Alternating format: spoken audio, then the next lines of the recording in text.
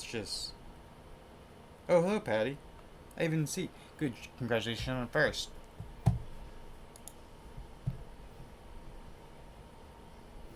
Hello, I'm just trying to get hungry making games. For people planning to start making horror games. Now that EV Next is out, I might try to make some animations. Maybe seeing someone put something together with my friends and I worked on our big project because we've been developing for over a year.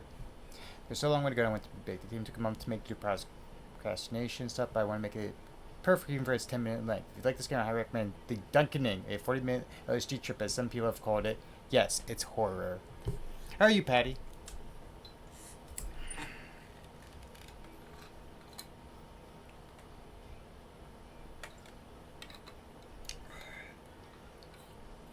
I haven't really heard much from you today. I was kind of worried a bit because I know I spent sending you a bunch of talks and some advice last night on traveling in the city. I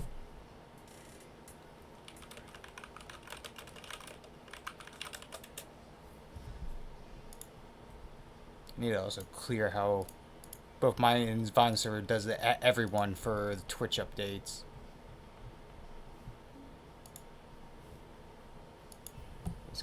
Okay, let's see the options. Audio, okay, mouse, boom.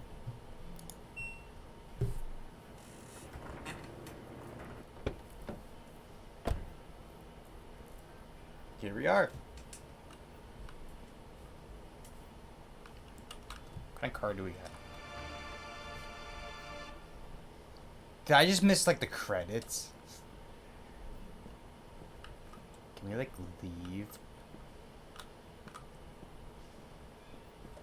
Not really, okay.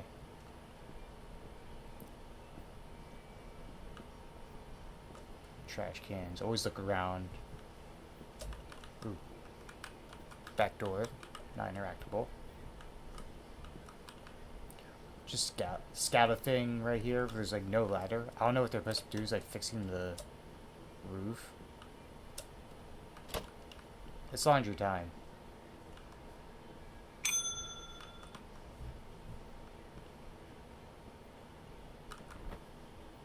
Damn it, I forgot my cleaner. Juice. Maybe I can get one here. Oh, what? That's crazy. You just go over like 3 feet and the sound outside just cuts. Okay. I'm employing now. Smiley face. Now, what I need. That is just so weird. I hear you. I don't hear you. I hear you. I don't hear you.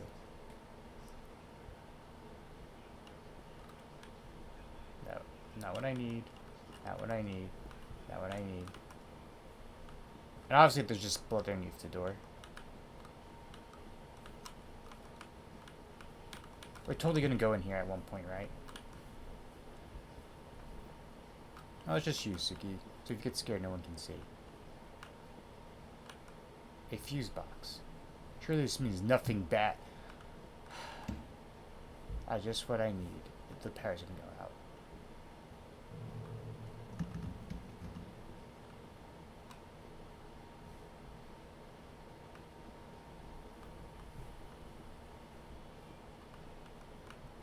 Okay.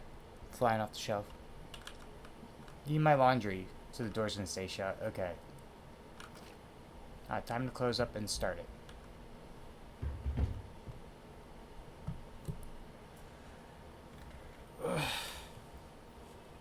Just gonna stretch.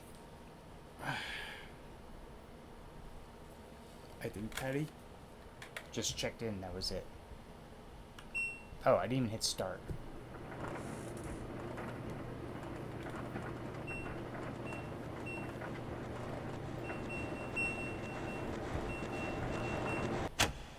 Oh, power went out, of course. Gosh darn it.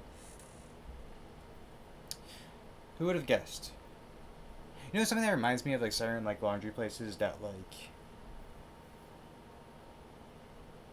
a lot of them are just like empty because I guess like how even if you try to rob the place, there's just quarters. So like a lot of them, the owner doesn't have to be there. I know when the laundry place is by me, it's like it's not 24 hour, but it's like 12 hour, and just like The owner is never there just because, like, if you need to use it, like, just walk in. I think it's like a couple dollars and leave.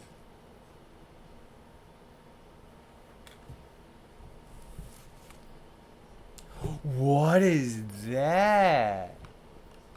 No. Can that come back? That was like a huge deer skeleton thing.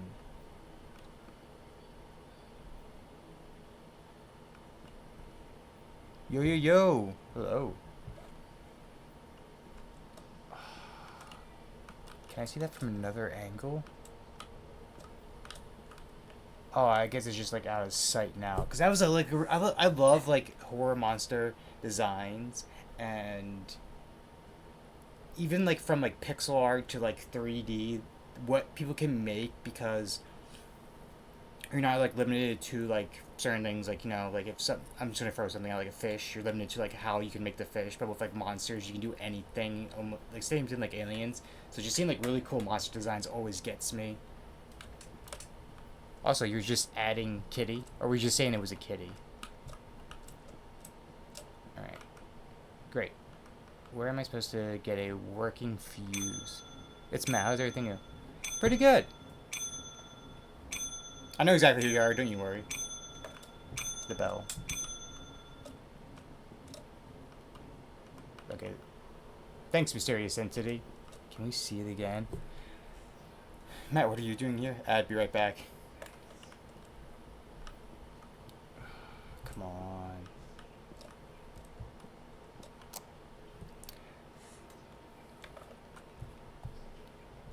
Did it not turn back on? Switch the flip.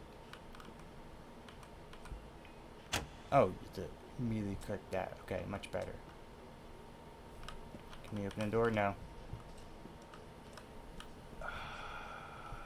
Nothing?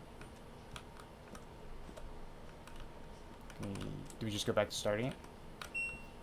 Alright. Oh, sorry, you're not my Matt. Welcome in. No, I know who he is. He's,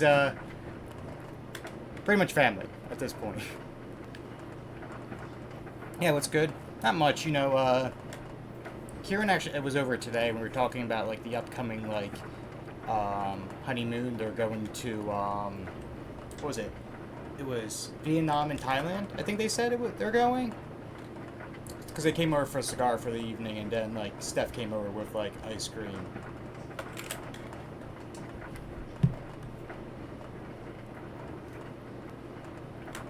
And then my youngest brother, he's like, house sitting for Uncle Kevin while he's away. Wrong game.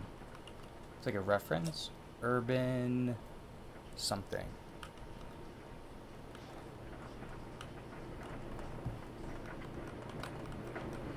Do we just wait for it to go? Or do we have to, like, do something while waiting? Oh. Okay. That fell over. I didn't even hear that fall over either. Oh, there's like secret. Do I like know what's under the shelves?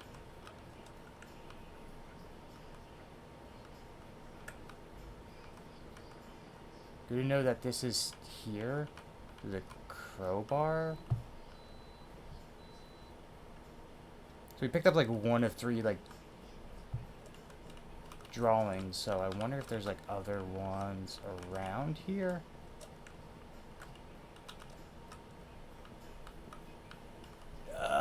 What is that? Squash body? Supposed to be in Disney with Kara, but I'm down with COVID. Ooh. What's wrong with the cat? There was a giant cat thing as well, like Patty was referring to. There was like a giant monster that was like a pretty much put it as like a skeletal deer in the distance. Cat's haunted. At least you didn't get like stuck with like what was it, the bridesmaids that for the wedding? What was it, I think it was Logan's family. They got stuck in Miami for like 2 or 3 days because of the hurricane. I felt terrible for them just because, like, you don't know, like, how long it would take for, like, certain, like, airlines to get back up. You don't know if, like, how long a drive would be at Greyhound. every time like a hurricane hits, it's kind of like you have to hold your breath and wait to see like how long be till everything's done. Someone stole it. Someone stole the laundry. Okay. Oh, cutscene? Are those?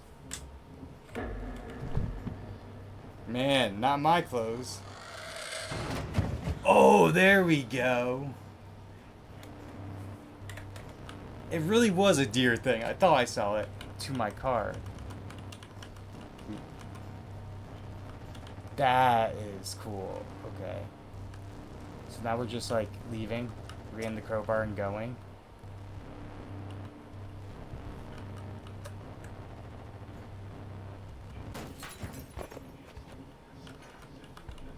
Can we like hit things with it?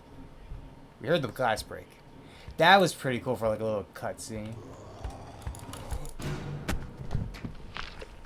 You died.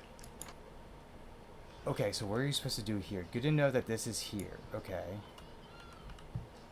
So we come back. Laundry finish. Okay. Neat. Okay, so we come back to this part. It's such a... Okay. I like the design. It's almost like Wendigo style, but like... Alright. I dig it. Okay, I need to get out of here. To my car. I could pry... Okay, so we have to pry that open. Okay, so... We have to, like... Oh, do you not get enough time? Okay. Or do you have to, like, wait for it to go, maybe?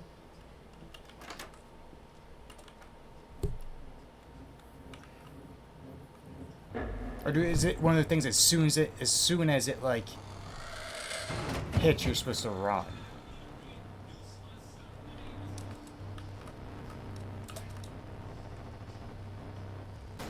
Okay, so what if we wait?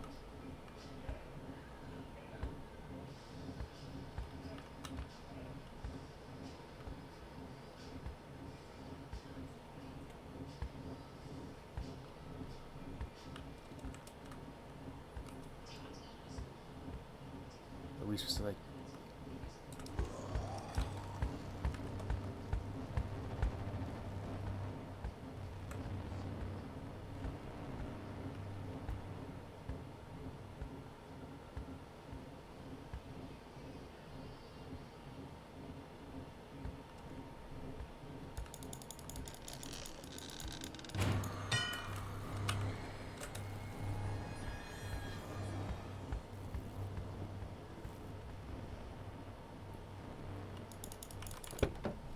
Is that it?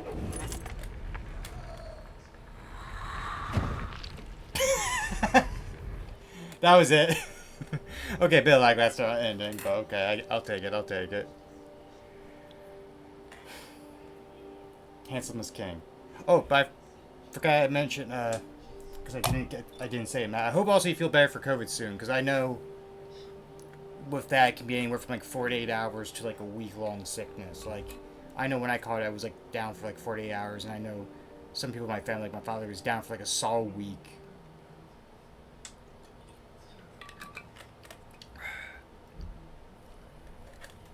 I think that was a pretty fun little thing. The monster design like got me really cool because I wonder if I can show Saku. Oh, it's just gonna play from this checkpoint. Never mind. All right.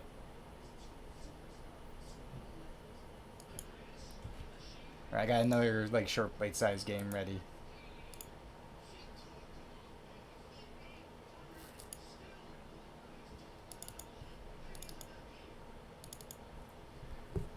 Yeah, death. Yeah, right now death is near. I might not prevail.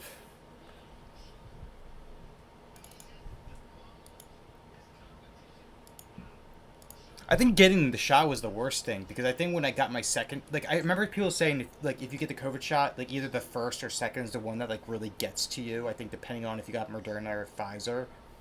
And like when I got my second like COVID shot, that was one that like for like 36 hours I was like dead to the world. I'm like, this is not bad. And as soon as I got home, it felt like a hammer hit my head, and I was like, yeah, I'm not moving from my bed for the next 8 hours. Yeah, that one was called late laundry. This one is There's Something Bad on the Moon.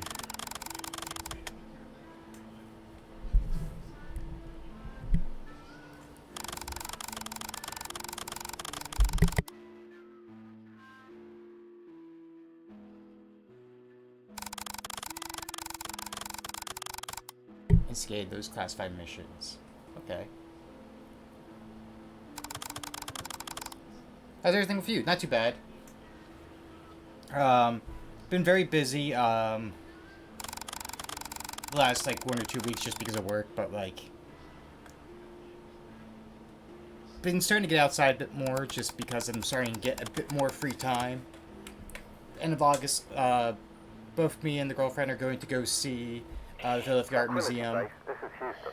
You are go for EVA. Please confirm status of your suit systems and PLSS before proceeding to the equipment site. Over. And then, like, in November, I'm planning, like, a 4 or 5 day camping trip. This is Tranquility. Suit systems are green across the board. PLSS is operating within nominal parameters. Preparing to egress the LM. Over. I stopped talking just because I didn't want to miss it. Tranquility. Take your first steps carefully. The radar receiver at Radar Site November has recently failed. Its last telemetry sweep before your EVA noted a transient signal 1,500 miles southwest of your position. Likely a sensor echo. Proceed with manual receiver reset. Over.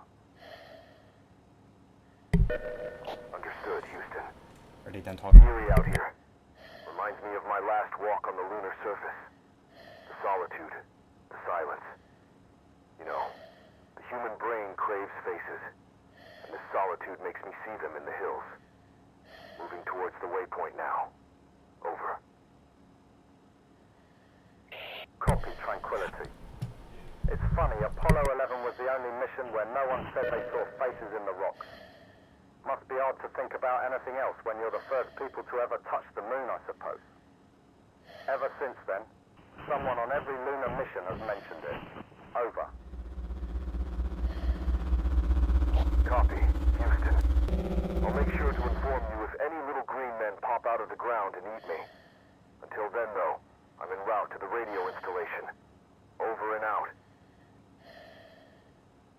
Okay, I was waiting for, like, them to stop talking to the system. Yeah, I brought it over the going away party, but I know, like, as we were arriving, like, the large branch that, like, you usually come with is just, like, we're leaving as we were arriving, so I was trying to, like, quickly go around, like, this is this, this is this, this is this, as they're, like, leaving, or as they're sitting down, like, that's that, that's that, that's that, that's who, that's who, that's who.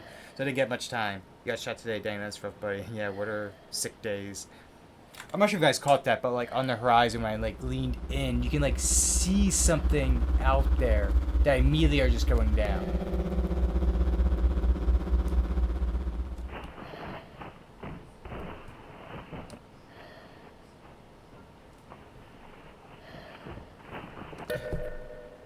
God, I understand that, Patty. I was, like, talking with Saku, like, the other week, and I was just, like, out of curiosity, I'm like, oh, how many vacation days do I have? And... or, like, well, not vacation days, because vacation hours. And I have, like, 80 plus... yeah, you're right, there's something out there. No percent. I have, like, 80 plus hours in vacation time that are currently unused. And I'm like, wow. But, like... and it's just, of course, building. Because, like, every week... I forget what it is. You get, like, 2 or 3 hours. So, technically, it's, like, still building. I think you have a cap for, Target, which is, like, 120 hours. So, like, I'm already at 80... and I'm like, wow, that's like 2 full paycheck weeks, you know.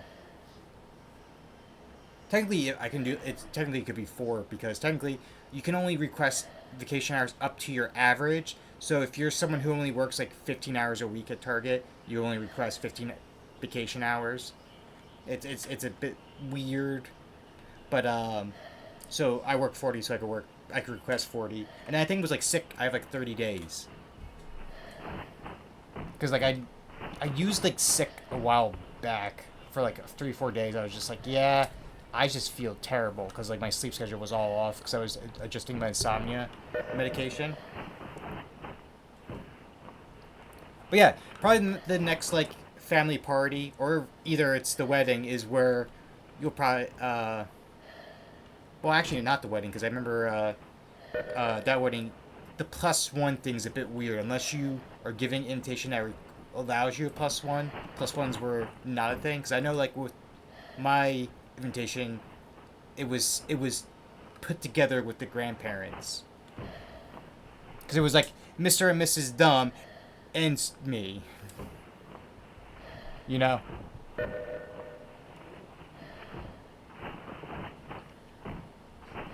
Probably the next family party is when she'll meet everyone yet again. This time, and not like quick, like as people are coming and going, but more conversation. I got 4 paid sick days and have 345 banked hours. Jeez. Are we down for some diving later, possibly, Patty? Can I like jump? Oh, I can jump. It's like the Skyrim jumping. Tranquility, be advised, another lunar radar installation, 2,300 miles east, reported a brief unidentified object crossing the lunar horizon, then went dark. Similar profile to your anomaly. It's puzzling, but proceed as planned. Over. Copy. When I reach the radar, I'll make an assessment of the receiver's functionality. It's very interesting how that goes almost like staticky as What is you believed look. to be the source of the radar signatures? Over. Oh yeah, I can see a bigger face that way, right there. Current theory is high-velocity micrometeoroids, or possibly debris. Anomalous, but not unprecedented. Maintain focus on your objective. Over. Roger that, Houston. I have to admit that this situation has put me a bit on edge. I think I've been seeing things that aren't really there. Maybe just reflections off my visor. I just keep staring at the hills. Over. I'm kind of lucky with the... Tranquility. We are confident that the mission state is nominal. Stay calm and focus on fixing the receiver. You'll get some rest soon. Update us when you reach the radar site. Over and out. I was gonna say, I'm actually kind of lucky with when it comes to like the vacation hours, because other than the mountain trip I do every year, which is about 30 hours, 40 hours, and then like the beach trip, which is like another 30 or 40, I can remake those 80 hours throughout the year. So already having like 90 is pretty good. Just like I don't till like November, I'm not going to use any, so that's probably going to be like by that time it's going to be 100. So like there's just vacation hours that are just untouched. That if something were to happen, like, oh hey, you have to go do a surgery and you're gonna be out for a week for work, I'm like, yep, that's covered. No issue with the sick hours in vacation. And I just hit my mouse and sent everything flying.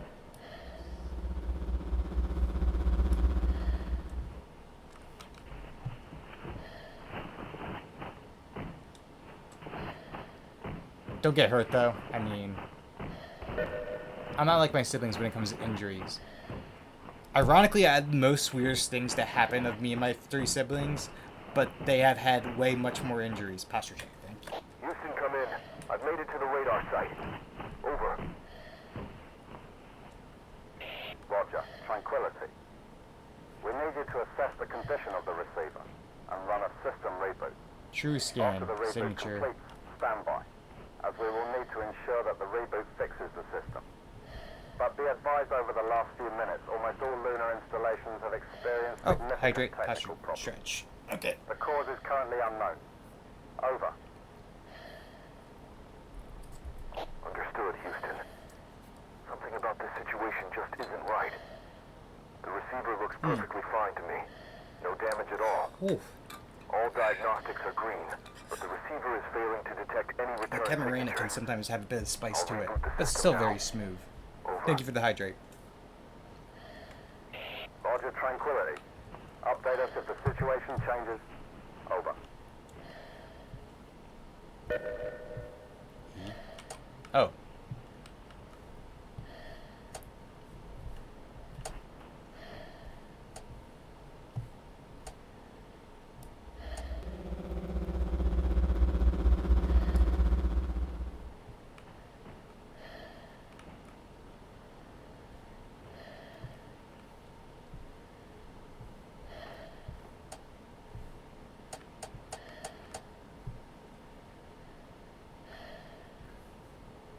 You know, Pat, that reminds me.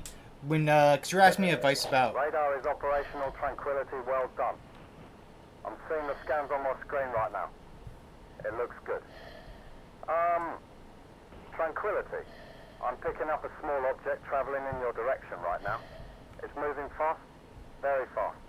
I cannot get a read on the exact speed. Patching into your HUD now. It's 2,250 miles away.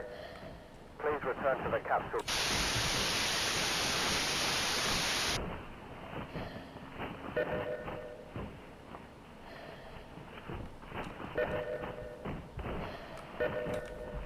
Oh, it's getting close.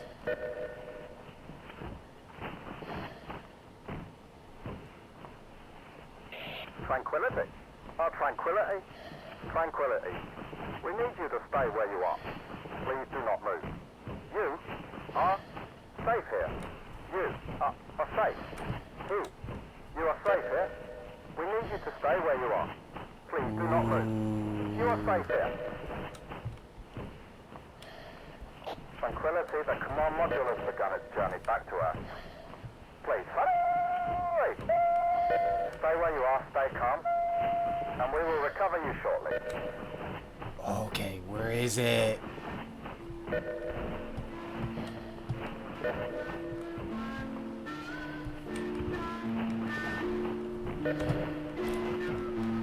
What is it?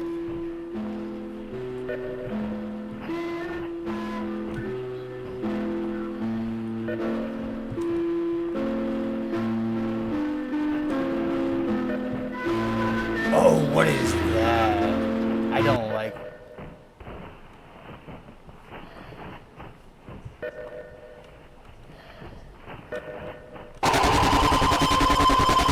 Okay, so it was a bit of a jump scare. Okay. Oh, it actually auto-closed the game too. Okay. Are they mimicking the comms? Yeah, they were mimicking the comms. Alright, nice little bite side. Moon's haunted. Yep. Not bad. I was hoping a bit more, like, other than, like, the faces peering over the edge, I was hoping, like, a bit more, like, to that. But, hey, that was pretty fun, actually. I'll take that. I'll take that.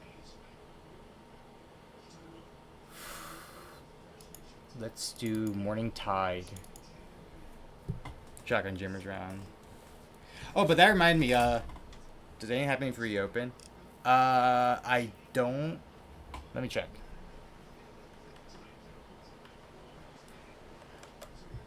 It just opens up the game again. Alright, next game. Morning Tide.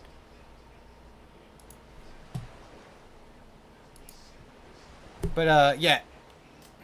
Patty. That was something I reminded when you were asking me about, like, stuff like, you know, like the Metro and stuff like that. I wanted to joke when you and your Matt come up to visit during PAX was, like, if you ask me, like, food recommendations, they're like, I'll take you, but, like, you know, we'll get mugged along the way. And I was like, you know, I would, like, say that jokingly because most parts of the city is safe. But I was like, you know, there's a chance that cousin Matt might, like, your cousin Matt might just take that as a serious thing, like, oh God, we're gonna be taken somewhere dangerous. And I'm like, no, that would never happen. I actually found another horror fishing game. I'm so pleased.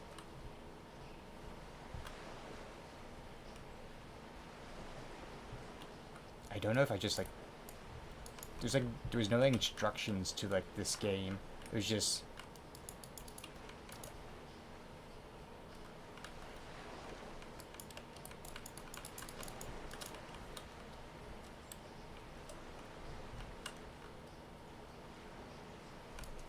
oh.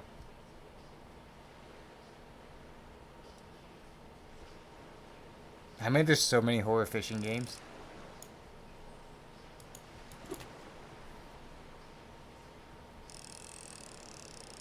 Oh, do I have to, like, keep it in here?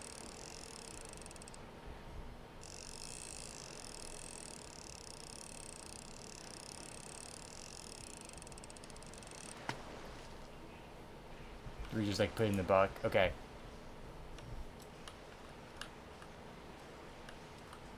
Oh, does it, like, put it on the wall? Okay, cool, cool, cool.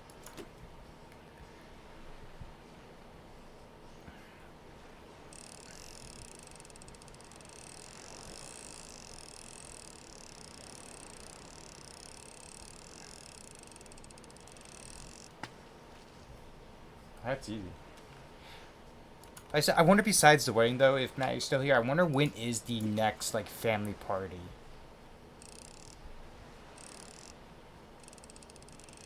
That's big fish. Come on. Oh, accidentally dropped it. So, like, besides the wedding, it's probably, like, because that's October. It has to be, like, Thanksgiving?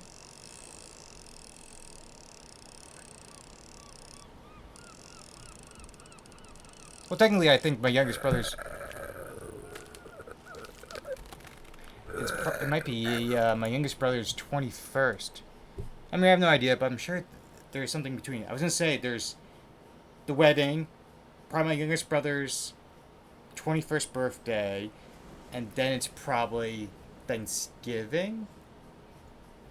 And of course, you know, like Christmas Eve, Christmas Day, that stuff.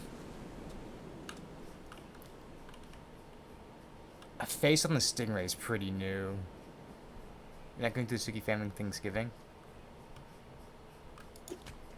We have a lot of people that show up to like the family Thanksgivings. I think this last year was like the smallest one at like 22. Like there's like some years where it's 30 plus people.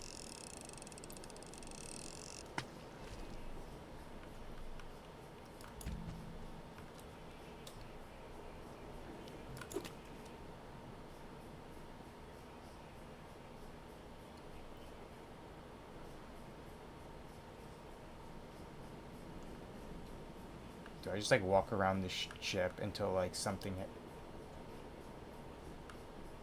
Oh, yep. I can already tell this one has a human face.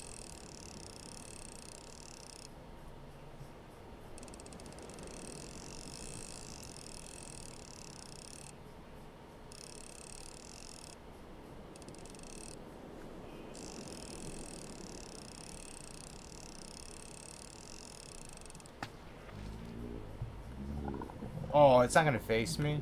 I can tell. It reminds me of that one PlayStation game where it's like, you like pretty much take care of a fish with a human's face. Throw it back. I wonder if they had like the same model face that they use for all of them. Oh no, that's like different. Way different. Is that land? Or is that like... Oh no, those are actually waves. So we just walk around the ship. Oh.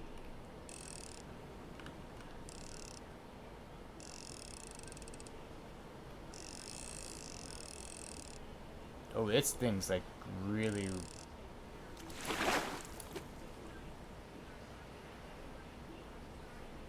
Okay. Oh, get back, get back, get back, get back.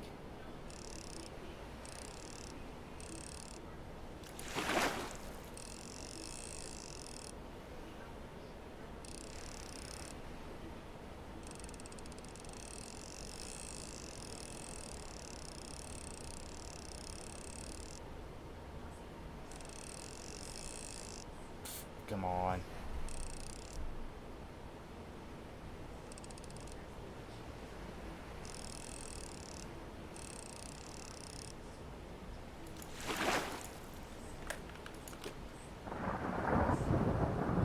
Okay.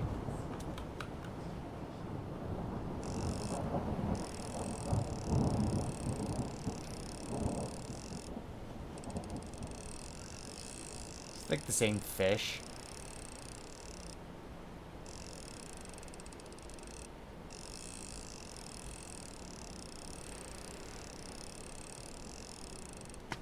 Oh yeah, it is literally the same fish. Oh. Okay.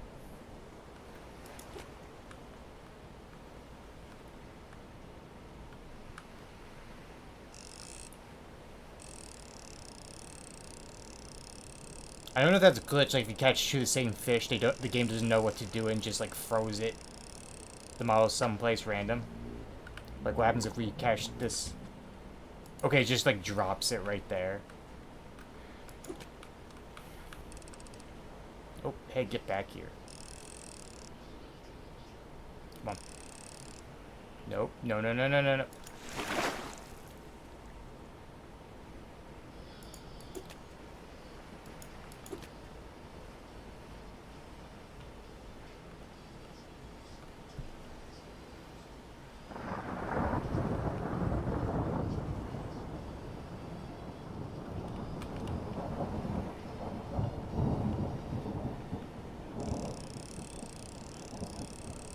Nope. Get back here.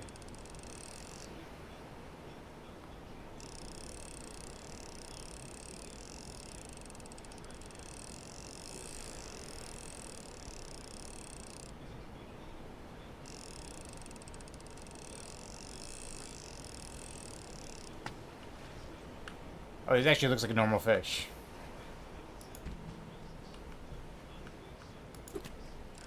Oh.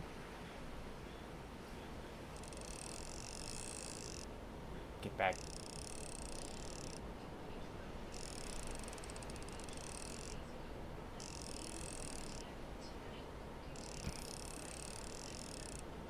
Come on. I don't know if there's a way like to like make it stop or like reel faster.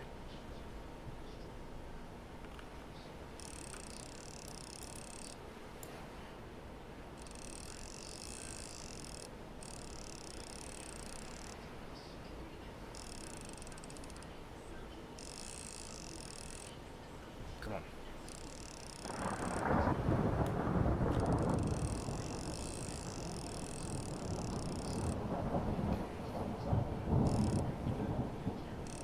Because it's just literally move the mouse like against it as best as possible and like lead it, but like something's just like slingshot so tough.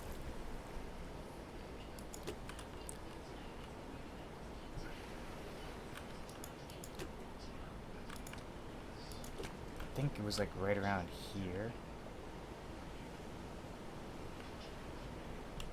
If I can get the last two fish, I'll move on to the next game.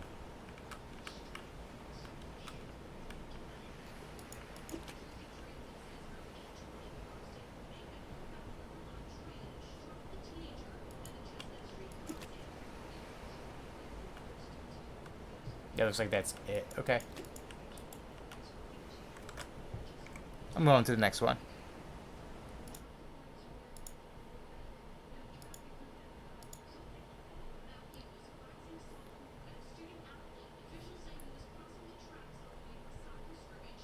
Alright, next one. Clap, clap.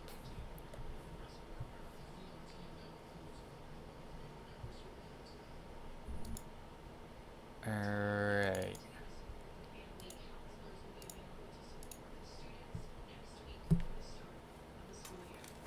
Should pop right up. It's not pop on game.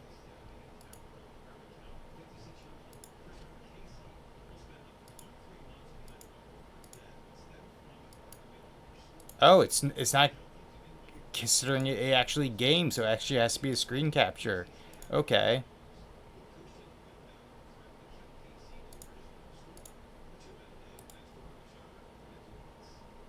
Sometimes this happens, like, where they just don't, like, recognize it. Huh.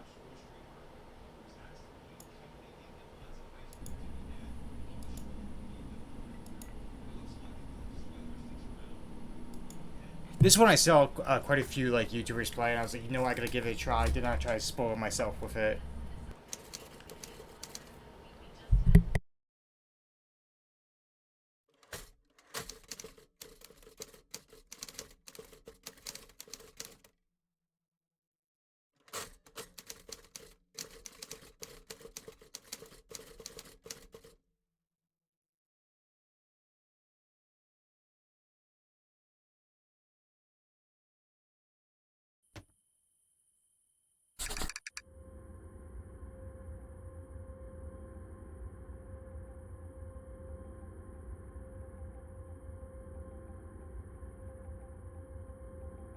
Also, Pat, just curious question.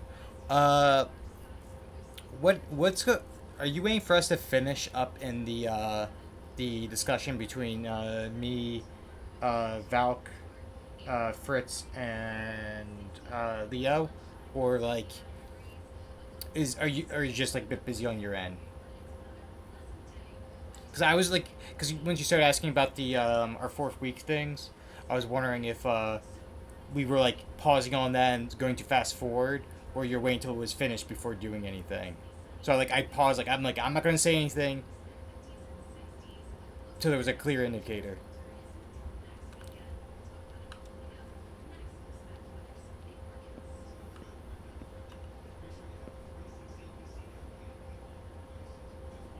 Who's this guy? Excuse me, I'm trying to find a house on the street. Could you help me out? Do I hit skip? Sure, which house are you looking for? Finish if you like. I'm just working on getting the next chunk of stuff ready. Okay. Also, question, Patty. Also, I guess on that stuff, getting the next chunk stuff ready. Did you actually want me to in depth seek out Malin and Rimus and chat to them, or is that something that's just going to be like quickly swept under?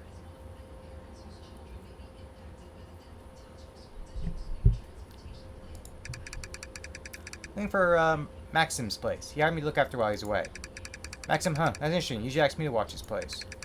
I'm Marco. Batovisky, by the way. Nice to meet you, Marco. Can you tell me where his house is? Of course, 2 houses down. Mine's right here. Our neighbor Savo in the middle. Then Maxim's place. You can't miss it. Thanks, Marco. Appreciate it. No problem. Now, if you excuse me, I just got my home automation system in the mail. I'm really excited. That sounds interesting. What does it do? Well, it's supposed to make life a whole lot easier. You know, controlling the lights, temperature, even security systems. Pretty cool stuff. Wow, it does sound convenient. Why did you decide to get it? Partly because of the recent disappearance happening around here. Mostly because our neighbor Savo got one and won't stop raving about it. He left for vacation right after installing it. Said it has built-in surveillance systems and all. Guess he wanted to keep an eye on things while he's away. I hope you're enjoying setting up. Thanks again for directions, Marco. No problem. If you need anything, I'm just a house away.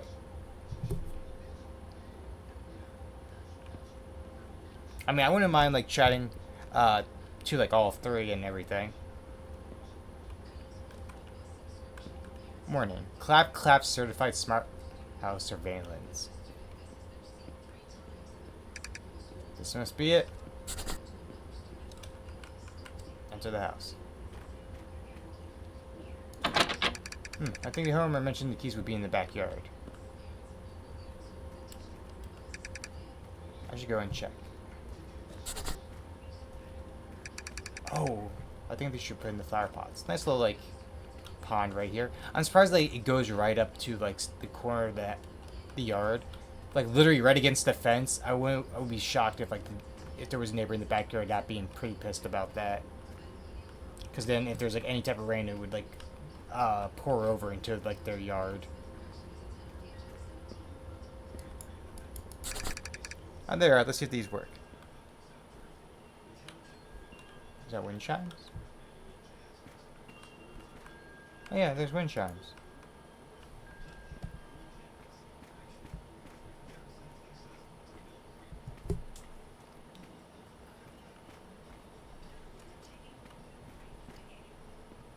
Right. Pitch black house.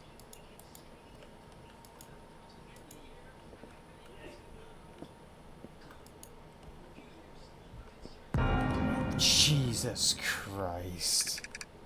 Well, that's welcoming. Yeah. Did say it was a smart house. Read note on fridge.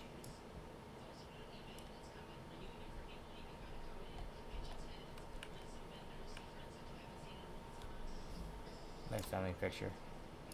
Can I just like throw it? Huh.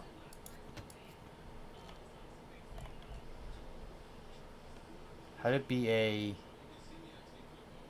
master my wait. Yeah. Mysterious killer. Okay. These chips, okay. Can I just close the door? Or not? There's like a lot of trash. Check the mailbox. Where are the plants? Throw out the trash. Press Q to toggle lights on and off in any room. PS to PS. Once you finish, help yourself to the food in the kitchen. Okay. You do this just like your own. By the time I get acquainted with this place, should take a quick tour. Check out the rooms. Oh wow.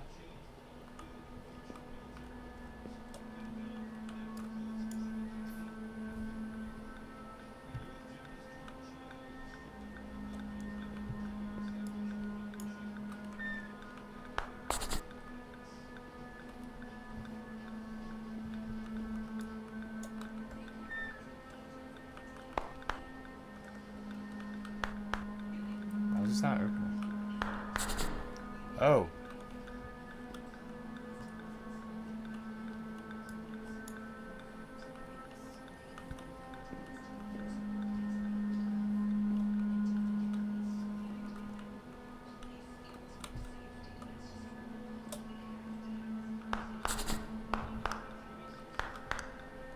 Okay, I'm double clicking some of this stuff and it's not going good for me. No.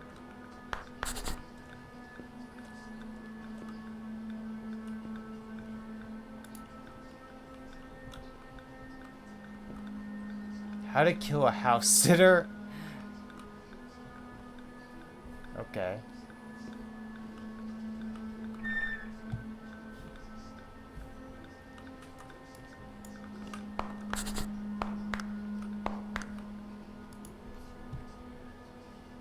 Wind chimes are magical. Oh, that's good. Yeah. There's a rubber ducky. There's multiple rubber duckies apparently. Okay.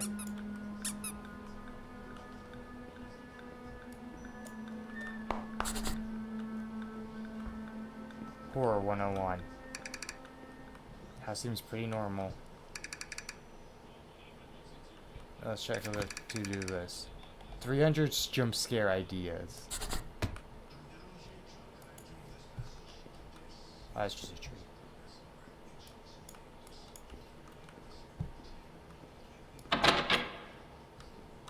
Caution. Okay, do not enter. Gotcha.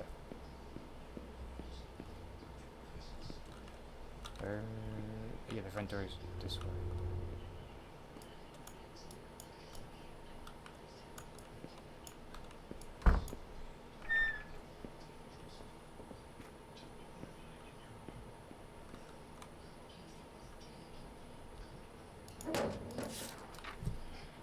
Please help. Is this like the creator right here? I wonder what happens if I call it.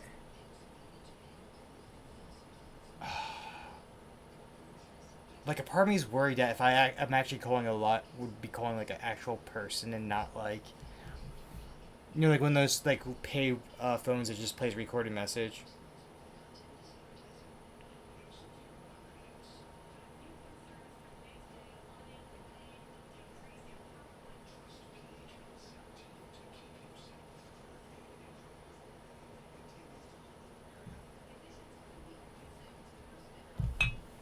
Do it. Okay, you know what? I'm just gonna mute just in case it says like anything.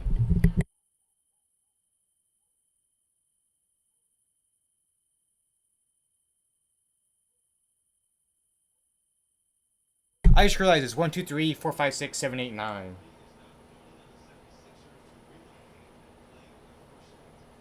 2, 3, 4, 5, 6, 7, 8, 9. 0.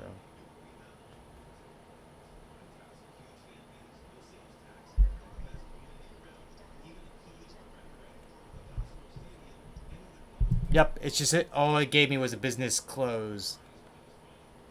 Yeah. Okay. So it was not actually a real number. It was like, this phone that you're dialing is not, you know, et cetera, in service. Okay. I just saw, like, a number, and I know, like, certain things, it's like ARGs. Missing house sitter, huh? So it's like the beginning of a mystery novel. Wonder what happened.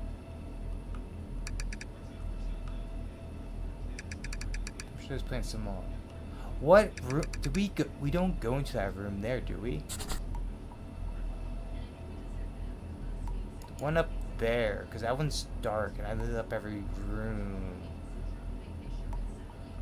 I wonder if you looked up in that when you first arrived, there was like something there. I'm curious. If I go 2 houses down and knock, what happens?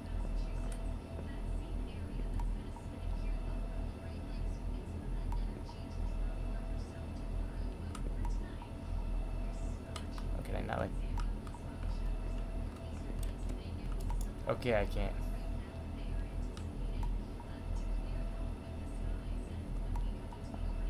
Oh, something did move? I completely missed that.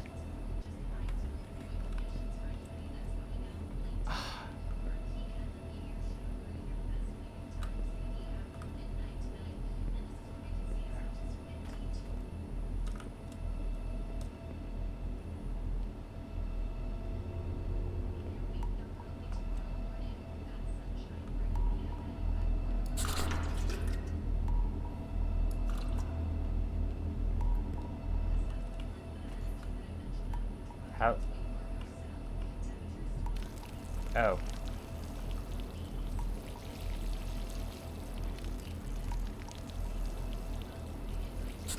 Oh. Oh, there's a bar, I see. Best part of the game. Most realistic part of the game.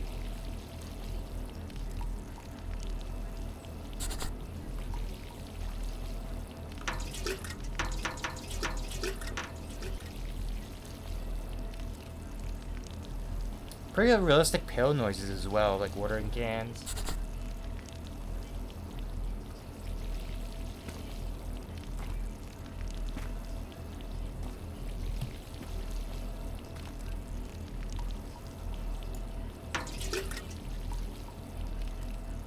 I swore I heard footsteps. I swear I heard something.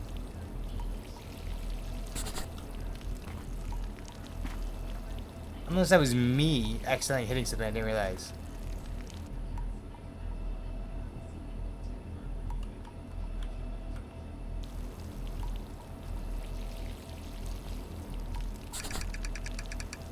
But I swear I hear something. I'm gonna stand still.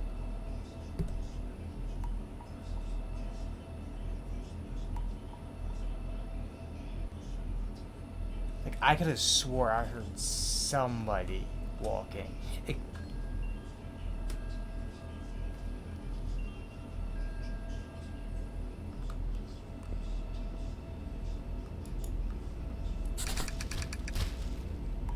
Those are literally giant bones. Like, it's literally... Stop. You scared the shit out of me. I'm Agent Ristolino, Federal Investigation Bureau. I need to ask you a few questions. Sure, what's this about? There have been reports of disturbance in the area, experiences, strange phenomenons, which could take investigation. Yeah, I've heard... Oh. Are you sure? Reason to believe there's more to the area than meets the eyes. Yeah, 100%. Just take out the trash, you know? Alright, but keep your eyes and ears open. We need to get the bottom of this. Of course we'll do. Thanks, Inspector. No problem. Stay safe out there. You know, what if I just...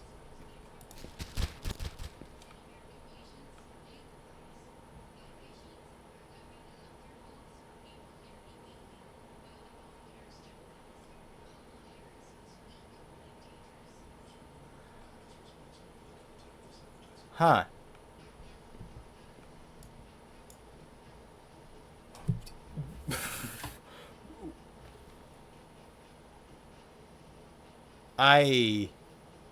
Huh.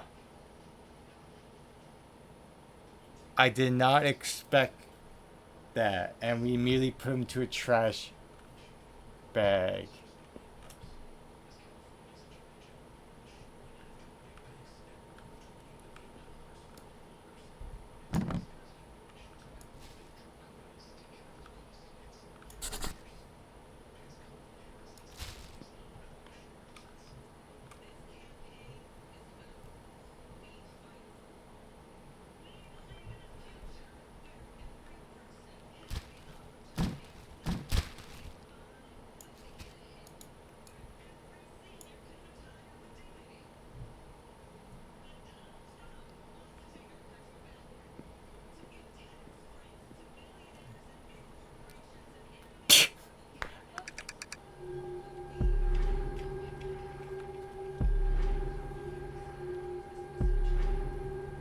That turned off everything. Agent, you're coming with me.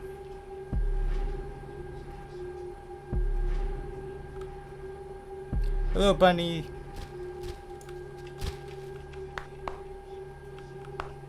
Oh, am I inside all the way?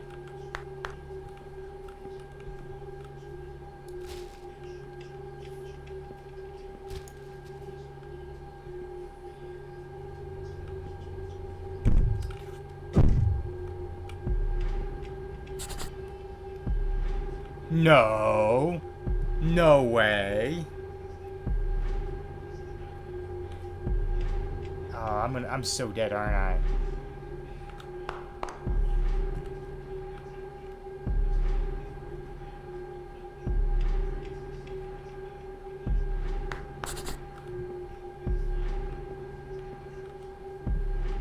I'm so dead.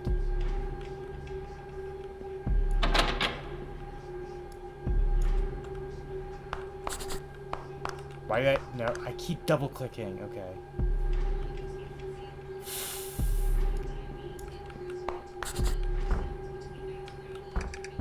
I must be... No, you're not tired, my guy.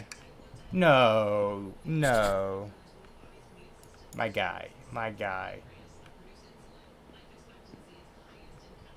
Get some food from the kitchen. I'm gonna go to sleep. The agent's... Okay. There's like no... There's like no food here. Put cereal in bed upstairs?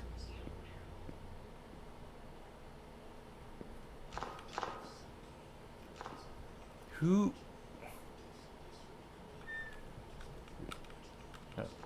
No. No. God damn it. Stay open. It's... That's the locker room, so it's... This room?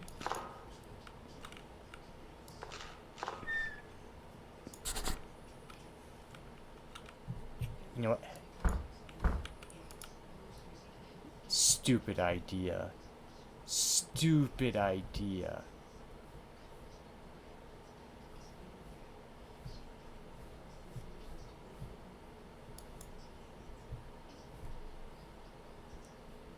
Just fall asleep, my guy. Okay. So the streams up protect us, and by protect us, I mean get us out of here and covers a getaway car. Ain't nothing wrong with cereal in bed, that's comfy.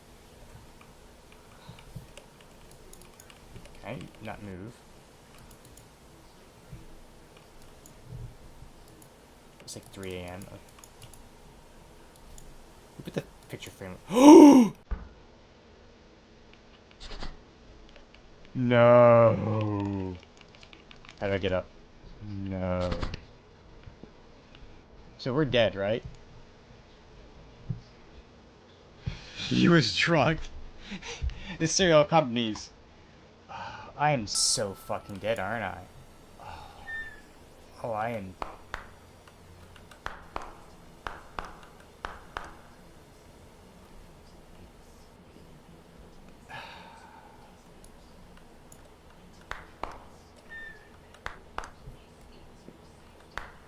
No. Okay, here's what I'm gonna do. No.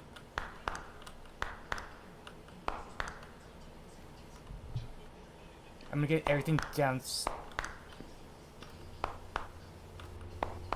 downstairs ready. We're gonna leave. We can't leave. The front door's locked. Okay, what's the getaway? Okay, front door is locked. Is the back door's locked? Okay. That's the closet. Okay. We need to figure out like our getaway.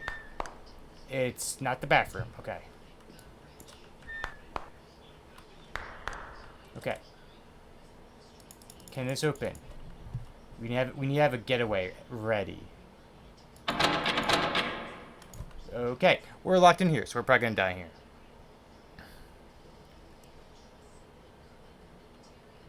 Like, yeah, why are we still here? Like, I'd be so gone. It's the most unrealistic part of this game is like, I'm gonna go check what things is going on. My guy, you're gonna die. He even stole the rubber duckies.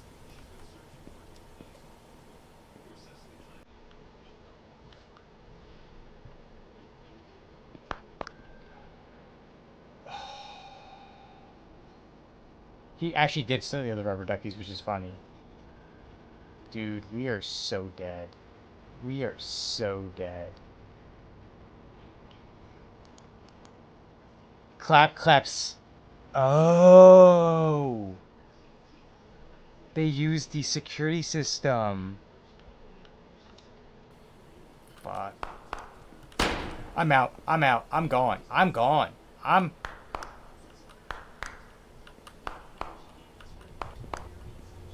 gone. Like, I'm not even staying here. We're dead. Let's meet our fate like a man.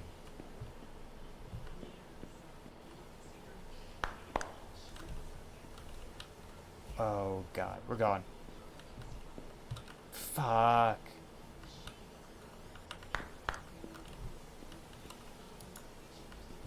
Okay. I can actually feel...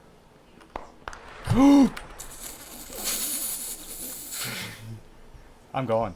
I'm gone.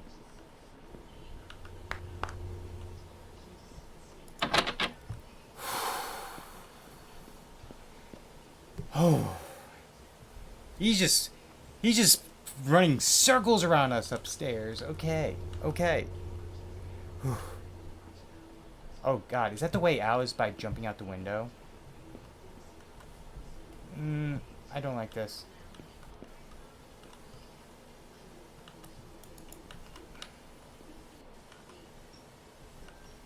I don't even know where I'm gonna go.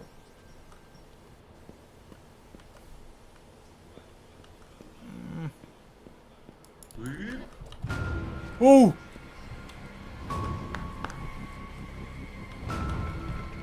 Oh! He's coming right behind us. Oh!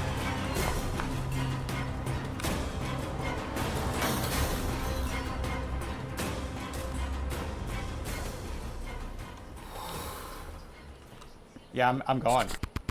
I'm gone.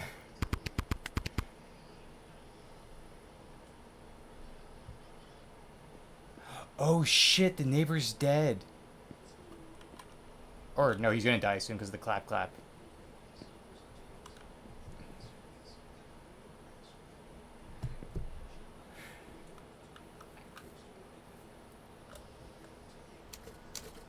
I kept running until I reached the nearest police station.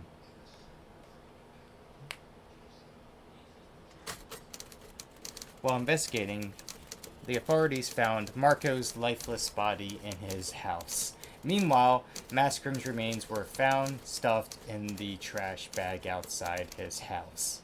Is it going to mention the agent? Their neighborhood Sabo has... Their neighbor Sabo has disappeared under similar sticker stamps. Her remains have yet to be found.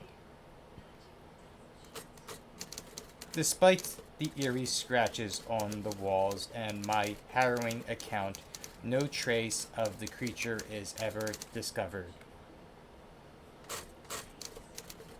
The case remains unsolved, leaving an unsettling mystery behind.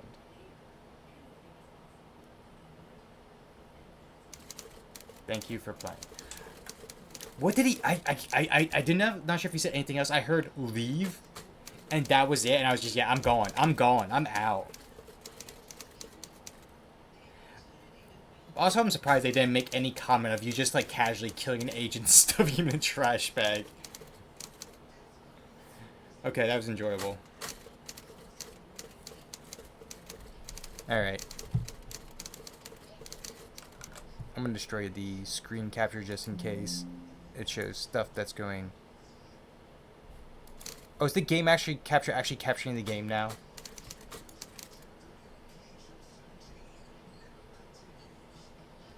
That was a good little scare. I like that. That was enjoyable. I saw a few YouTubers were playing it. And I was like, you know what? I'm not gonna. I'm not going. I'm just going to be like, you know, play this on stream, not spoil myself.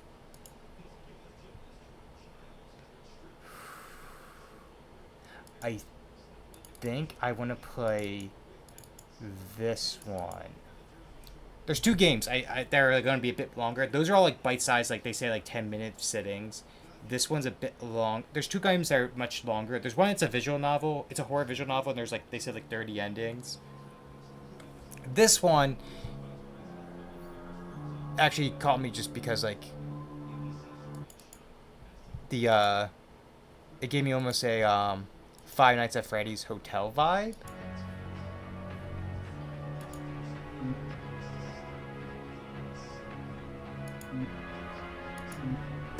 Alright, Dad. Let's see if I can figure out where you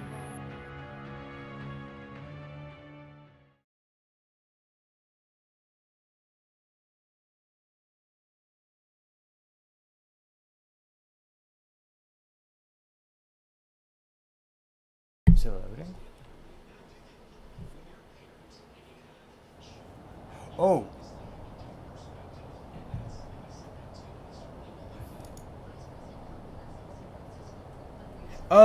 Oh, it's this game is controller enabled. I was like, why does it keep going to the ceiling? It's because my controller is face down.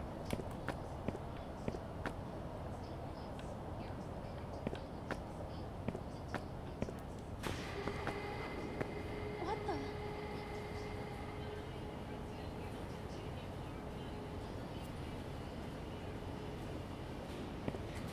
Hi there, welcome to Hopper's Hotel, a place full of fun and laughter and games and more fun.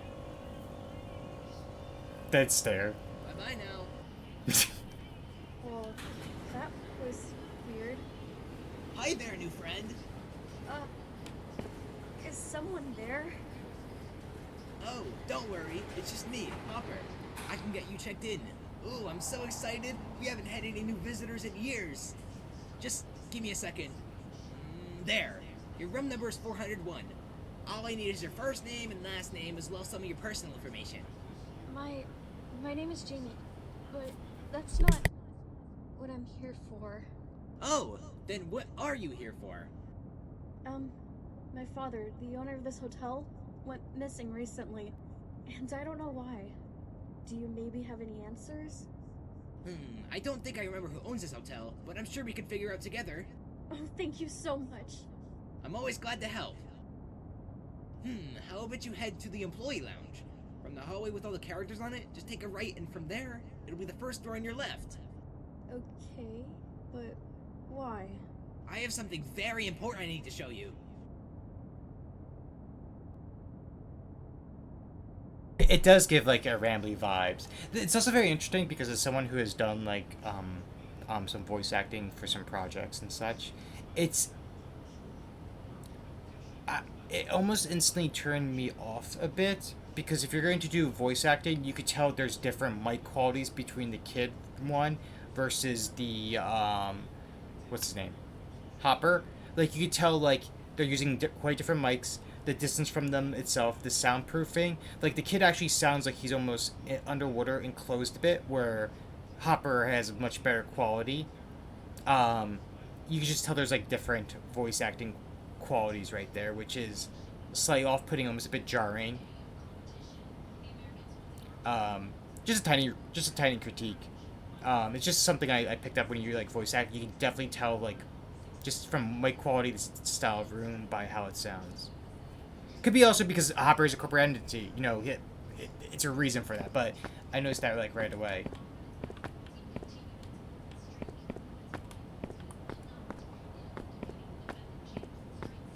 We got Hopper. This give rambly vibes though. Blossom. Eugen Squid. Kavia. I have no idea what Kavia is supposed to be. Probably alien. Bunara. Why is it like two of them are actually like animals and the other three are like just they get weirder as you go down. Okay. Have fun. Swim. The fun zone.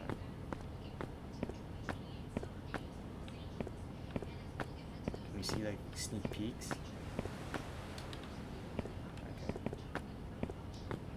sprint button? There's not a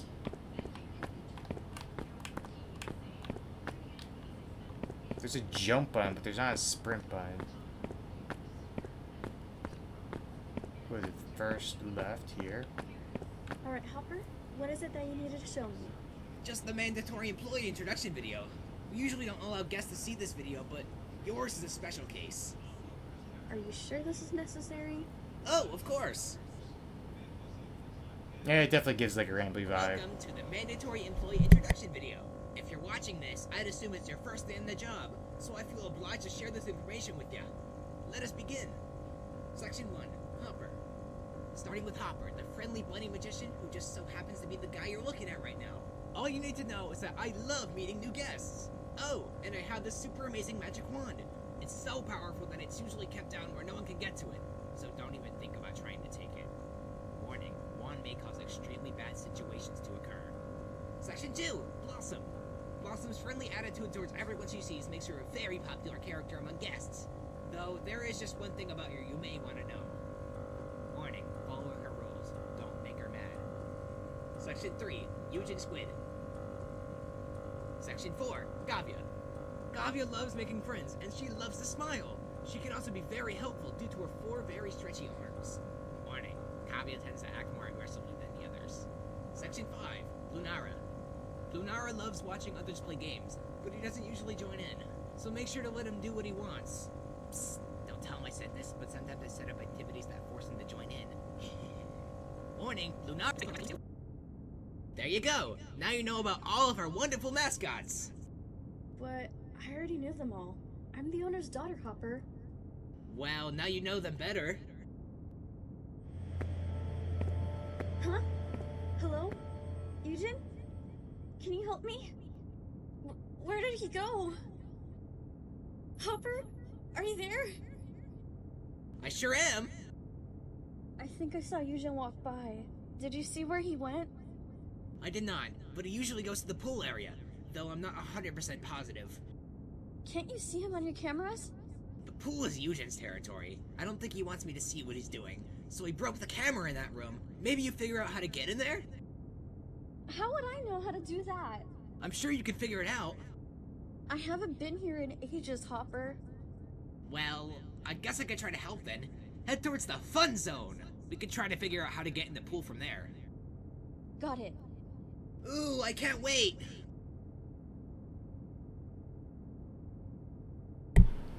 Okay, you know. Oh wow, my Stream Elements is not actually updating the chat. Okay. Hello Peak, hello DJ, not the fun zone. Very interesting. So like the whole like introduction video there, it gave like a lot of analog horrors where they do like step, like, you know, because like analog horrors tend to be like that VHS tape type thing, like something like this. They tend to do like certain steps, like they'll be like, hey, here's your 5 steps to survival. Step 1, step 2, usually fine, and then like, hey, step 3, live action video, like they just showed with like Eugen, like it looked like the live action pool, or like some stuff gets like fast forwarded that are important to hear. So yeah, typical like analog horror stuff with the tape. Nothing shocking really. I'm kind of disappointed like that's supposed to be like the employee video, unless this was made after the hotel closed. Was that it obviously shows like something is wrong.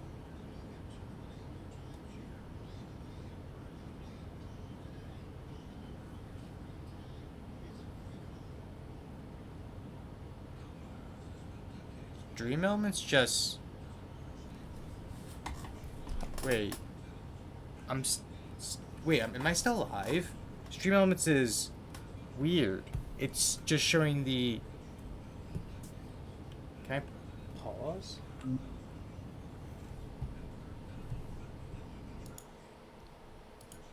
Are you okay? What just happened, Streamlabs? What happened to you?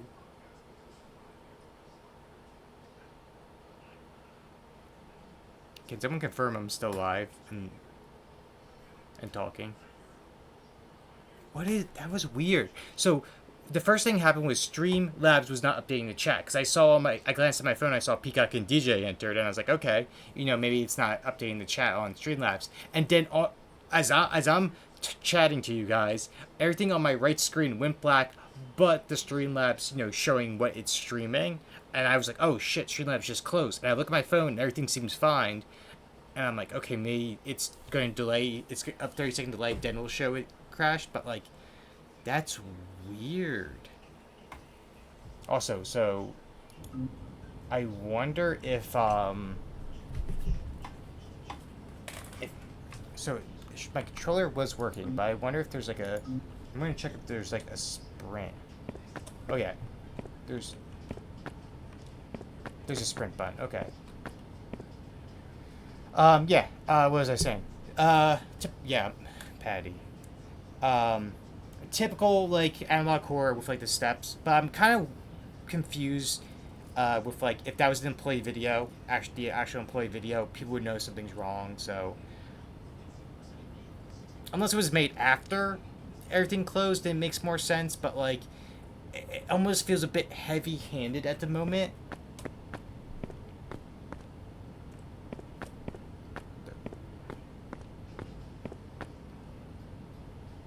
Good evening, team. Hello, Crown. It looked like they went to the pool, but we should go to the fun zone. Oh, there's actually upstairs. What kind of staircase is this?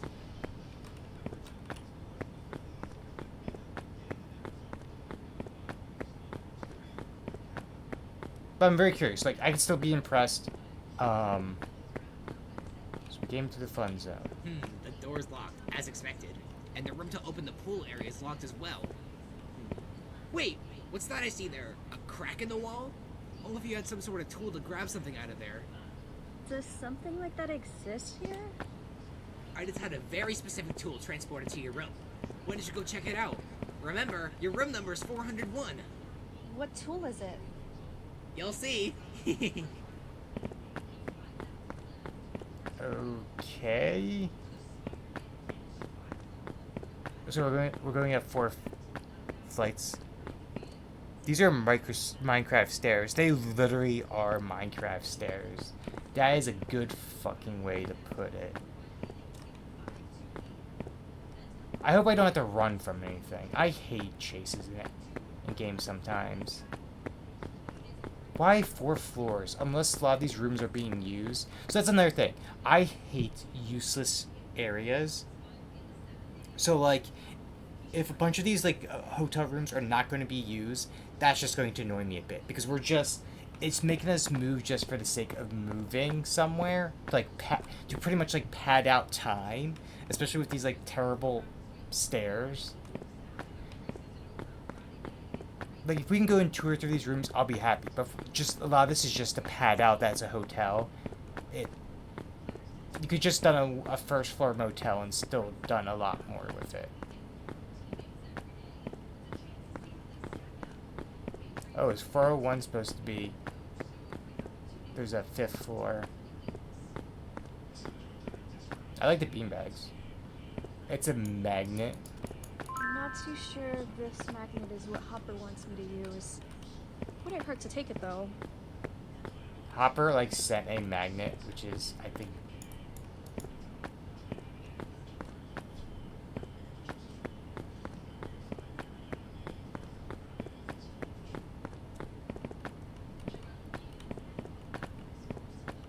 Oh, the collision is terrible.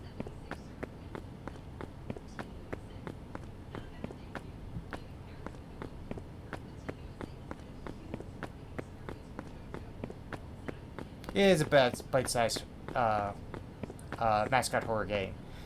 I feel like I'm being a bit harsh to it, but I guess with like, you know, like seeing like a character like Ramley and like that whole horror game, which I'm blanking on the name for some reason, I guess I'm a bit spoiled with like indie horror. But like, did you know it's been 2 years since we played Pathfinder 2E together? Oh my god, has it been 2 years? I've been thinking about actually running a Pathfinder game, but before I want to before I want to run a Pathfinder game, I want to run a Warhammer game, and I know I don't have many friends that will want to do Warhammer because Warhammer is very just harsh.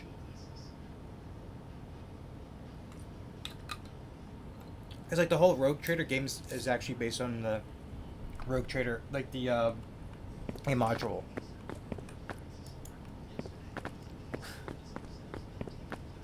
Welcome back. You should be able to get the key card to this door through the crack using your trusty magnet. Most objects here have a certain metal chip inserted in them to make them work with the magnet. Go ahead and try it out. I do like how the sound is like it's coming from the left ear, so if I turn, it starts to come towards the right ear. So I am really happy with that. How do I?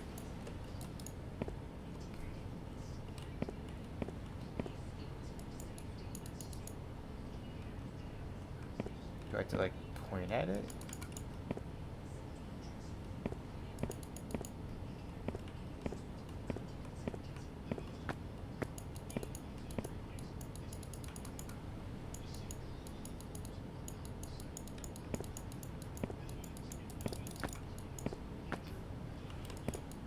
It doesn't give me like a... I don't see a key card either, like...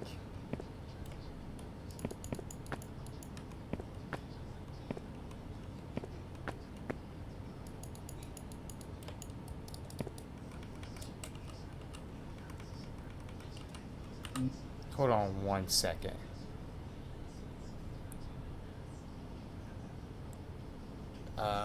Let me see if I can look on the website, see if there's like a weird button they use. I'm just gonna get together to play test Draw Steel. I think you should get through your Skyrim game first, Patty. I say that teasingly. Or the Iron Ravens.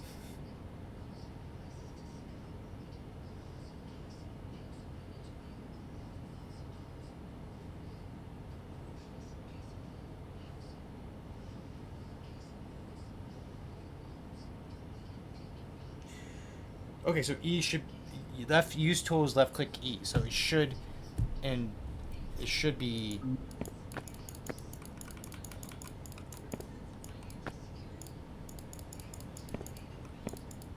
I guess I have to like hover for something.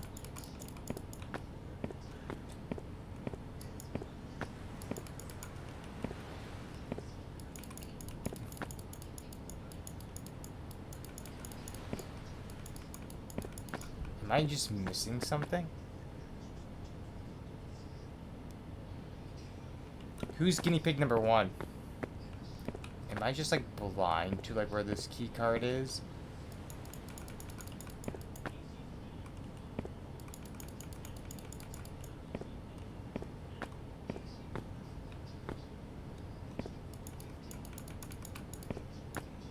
There's even like a point.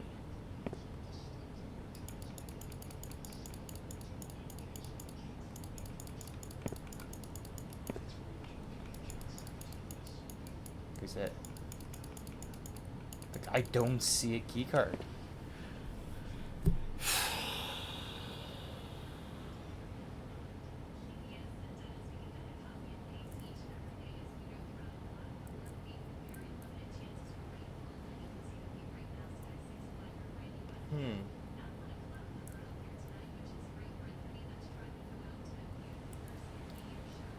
Apparently there is a bug, so I'm seeing how to fix this part.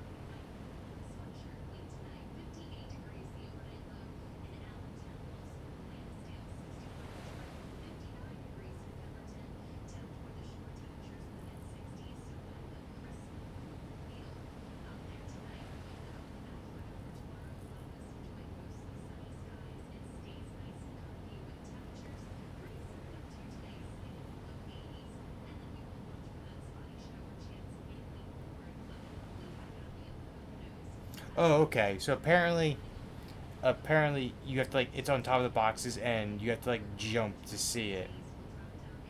Try from the bar, the honey. Okay.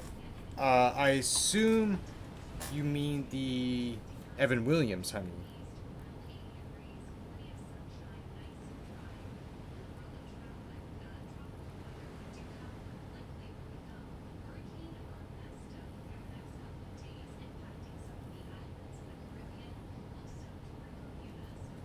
So, the Evan Williams honey is a flavored whiskey. It is technically bourbon, but is a, as they say, technically straight bourbon whiskey blended with honey liqueur and caramel color.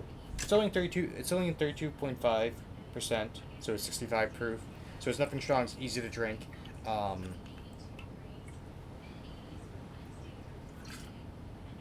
like you can take a shot of this easy. It's tasty. You can drink this chilled or warm, really, because it's honey. Um,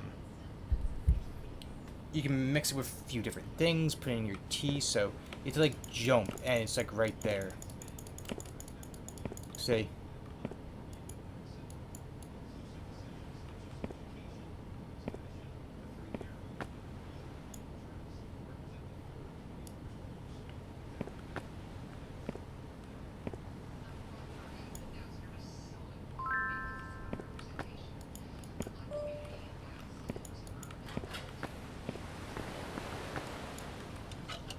Good luck in there, Jamie. Remember, I cannot see you while you're in there. Stay safe.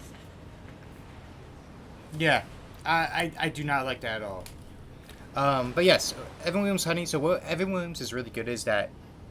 So unfortunately, bourbon is a weird thing where a lot of bourbons will be expensive because it's one of the most like made liquors in America. So you'll find a lot of bourbons that are like $40 plus, or some really good bourbons that are pretty pricey because they're that good, or it's because name or rarity. Like a lot of them do small batches for that reason, so they can jack up the price. Evan Williams is like a lot of, is easy bourbon, like tasty bourbon, easier on the palate, and they also do a lot of flavors. Evan Williams is really cheap. Like I have this what is it? A liter and a half of Evan Williams bourbon, and I got it for like $30. So it's like if you want a lot for a cheap price, Evan Williams is like one of the best. Same thing with like Jim Beam or Jack Daniels, but in my opinion, Evan Williams is the best of the three. It might be a bit heresy, but the flavors are just better when it comes to Evan Williams. The only thing I think better was like I think my favorite flavor so far has been peach. Another thing is blocking the way. There's gotta be a way through. There's even more locked doors to the pool. So... Oh. I can see it right there. Why does the lighting, depending where you are, gets really dark?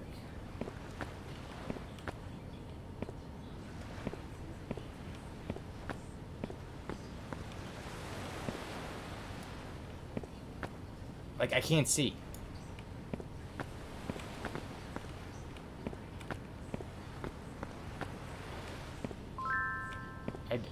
That's a problem, because I think they're using Unity, and that's one of the problems with Unity is you can't see anything if you're not directly in the light. You get out of the light and... Oh no. I gotta get out of here. Oh, we're in a chase scene?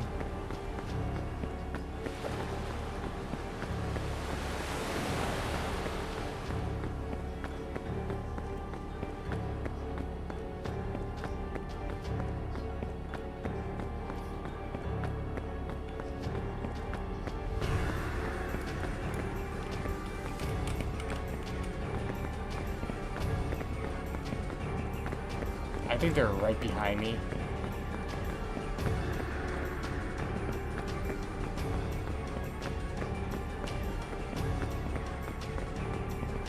I hate long chase scenes.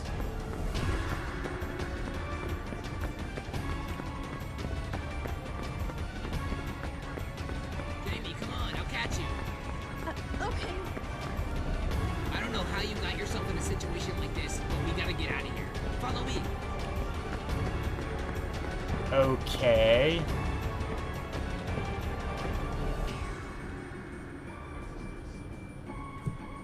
Okay. Phew, alright. Where were we?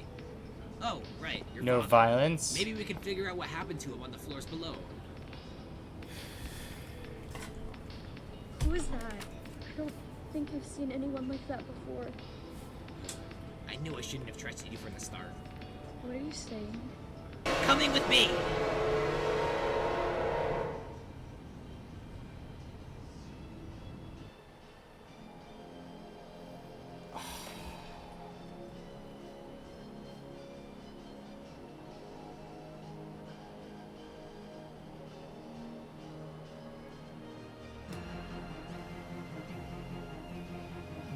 That genuinely pissed me the fuck off.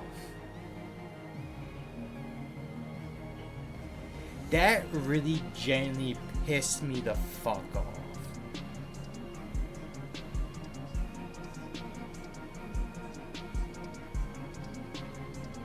Let me just get it. Let me just close this game. So okay, so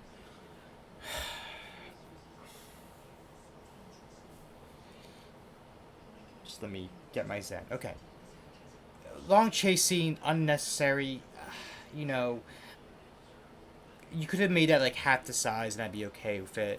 Because the enemy was just gliding. It did not seem like much of a hurry. I think I just heard it behind us at one point, but I didn't turn around just because Unity, with like how you turn and move around, can be really bad. Okay, you do the jump. Okay, no problem. I don't mind the 3D model type of thing. Okay, interesting. The problem I did have with is the 3D model that's in the game with how the game shows, like they're like their promo image is completely different. So that did bother me a bit. The mirror. The mirror was a floating magnet.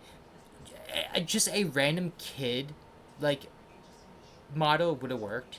Even like a teen, because you're not sure how old the person is.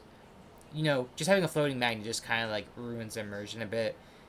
It's a really short game. Honestly, for those who don't know horror, there's a horror series that's kind of infamous, which is what is it called? Garden of was it Garden of Bandom or Bantam? It's a series where it's a bunch of bite-sized horror games that's in the series that make no sense at all. And that was just what it felt like. It was a bite-sized game. There's gonna be a sequel. There's gonna be more bite-sized games that tell this loose plot. Like,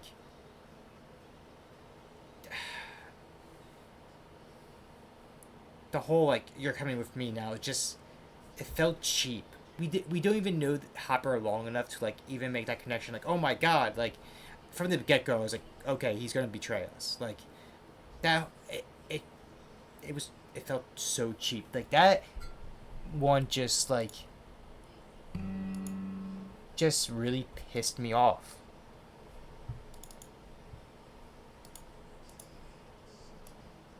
Like, I'm like, you can do anything to impress me. Like, you can win me back here, but, like, that ending was just, excuse my language, but, like, just complete dog shit.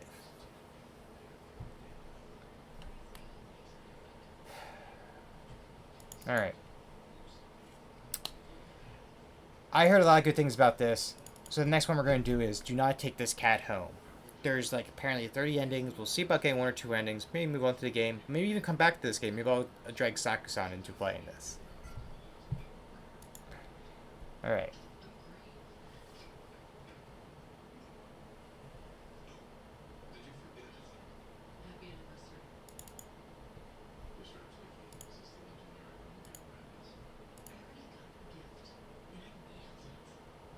Yeah, the whole like I gotta run thing.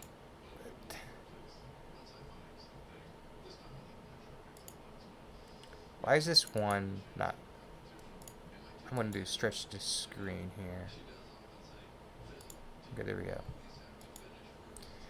Yeah, she's like, I gotta run. Yeah. It was.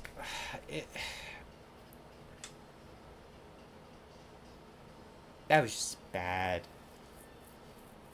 It felt like they took Garden Bandham's style game and they were trying to copy off like Unique Keys with like Rambly and everything. Please take care of yourself, okay? Do not take this cat home. Don't know what that means right there. Preference. About. You find a cat on your day off. You decide what happens next, or do you? Contains spoilers. Abuse, abusive relationships. Agoraphobia. I don't know what agoraphobia is.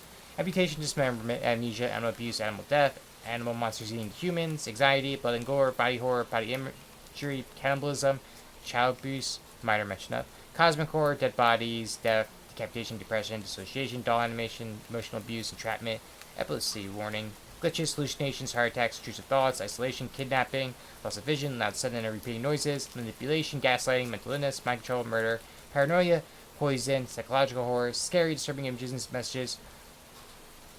Agoraphobia is the fear of leaving your home outside world, I think. Oh! Fear of open space issues. What is this game? It's just about taking a cat home. Scopophobia, seizure, self-harm, stalking, suicide, suicidal ideation, tense situation. Thalassophobia? Last Warlord. Hello, Last Warlord. The fear of socks. Fear of socks is a real fear. Thalassophobia. I think that's... Is that the one where it's like holes in the body? Oh, fear of open water. Time, gameplay, violence, vomiting. Oh, thank you for the follow. Hopefully this game is much better than the previous game, because you know what? After playing that game, nothing could be worse at this point. Possibly. Anxiety disorders are characterized by the excessive fear of being seen in public or stared at by others. I feel like I gotta tease one of you and saying, is that one of you guys? But that'd be mean. Not having a great day as usual.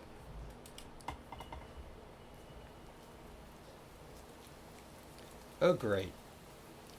Do I voice act for some of this? Or just like talk as I normally do? It's the first time in a while that you felt like going out.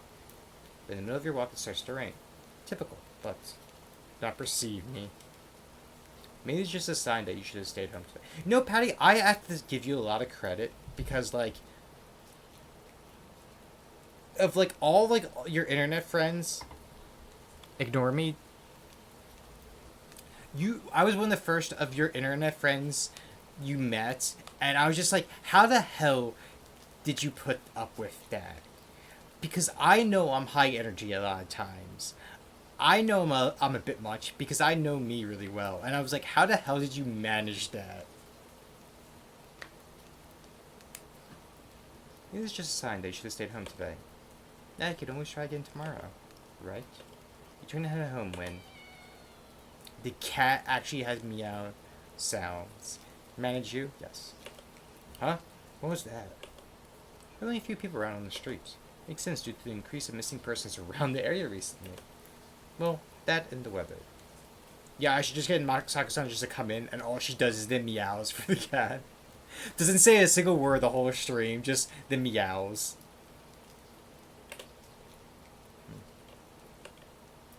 None of them react to the sound at all.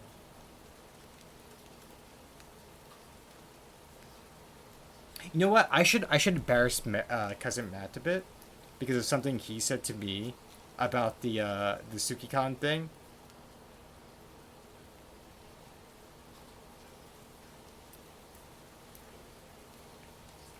I will do it. Don't tempt me. I mean, I could totally get you into this right now.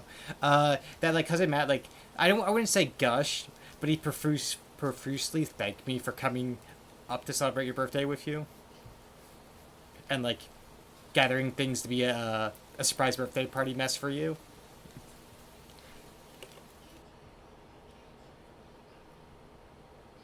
Curiosity guiding your steps. You follow the sound of the entrance of a dark, dingy alleyway.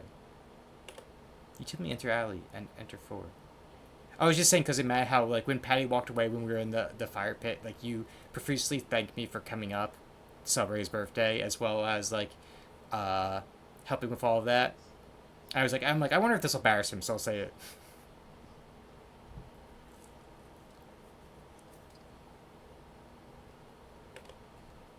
The ground dampened by the rain makes your steps sound louder and more confident than you actually feel. actually meows every time. I wonder if they're the same kind of meows or just how many meows are recorded. Finally, the sound sources come to view in the cold, dim light of the alley. At the end of the alley, in a big cardboard box, is a cat. You know what? If there's a mod to this game, I would love a Nico version of the cat. Or just like this image, but have it as Nico. I would make that a sticker immediately in my server. Kiss, kiss, fall in love. Hey, hey, hey. The eyes are the same, you're right. Exactly. I would immediately make it the sticker. Huh. Guess that should have been obvious. It's an interesting looking cat. Its pretty yellow eyes shine like gold among the dark sea of its black fur. It puts its front paws on the edge of the box and looks up at you. Oh my god, there's multiple versions of meows. Thank you for the hearts. Ah! So cute! And definitely knows it. You never had much of an opinion one way or another about cats before. But for all like this one, it's shocked they haven't already found a way to rule the world. You don't think you mind bowing down to a feline overlord. You look around the alley with a small frown. Who just leaves cats in cardboard boxes these days anyway? Wouldn't they just jump out and leave the box eventually? The cat doesn't answer you. Obviously. Obviously. Because it's not a horror game, guys. It also doesn't do as you suggest and leave the box. It's just looking at you, as if waiting for you to make the next move. I wonder if you eventually get all the endings, because this you could just do the do not take cat home. Take cat home. The writing's so cute. You know what? Do you want to do the meows, Saku-san? You reach into the box and pick the cat up, putting it out in front of you. Why not? Oh my god. You're all alone, and well, I'm kind of in the same boat myself, so... You bring the cat close. You didn't realize it was shivering until just then, but it slowly breathes easier as it presses into your chest. It's not a horror game. It's not a horror game, guys. It's just like Hateful Boyfriend. It's just a game about taking a cat home. Just like how Hateful Boyfriend is just a game about romancing birds. Why not stick together, right? At least for a little while. If they fucking recorded purrs as well. I think a little while will probably be more like a day. You'll be responsible and take it to a shelter tomorrow. But for now, let's get out of the rain, okay? Fuck it. This cat's gonna kill me in the game, and I'll be happy for it. You stop by a small local pet store for some cat food and head back home.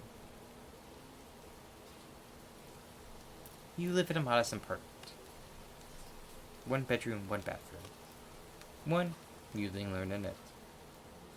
So it feels weird having another living being inside after so long. You know what? So, so off topic, but something that's very similar about it is that, like, because of, like, COVID, where, like, a lot of states are, like, locked up and I didn't see a lot of people, but, like,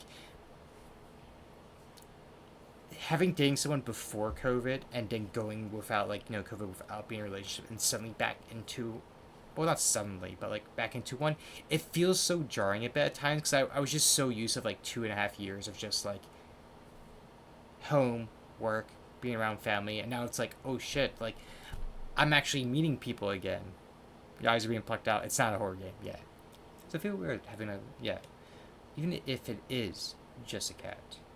It can't be a horror game if I can't see the horror. After locking the front door, place the cat on the floor. You watch for a moment and curiously explores the new environment.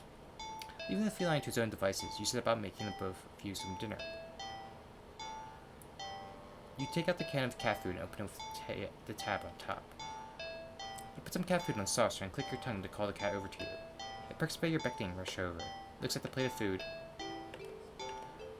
and completely ignores it. Not hungry, I guess. You try not to let it annoy you.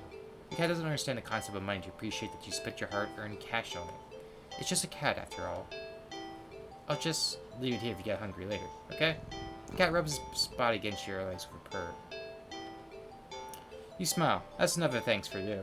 It follows you into the kitchen as you start on your own dinner. You decide that you have enough ingredients for a sandwich. Bread toasted, mayo mustard.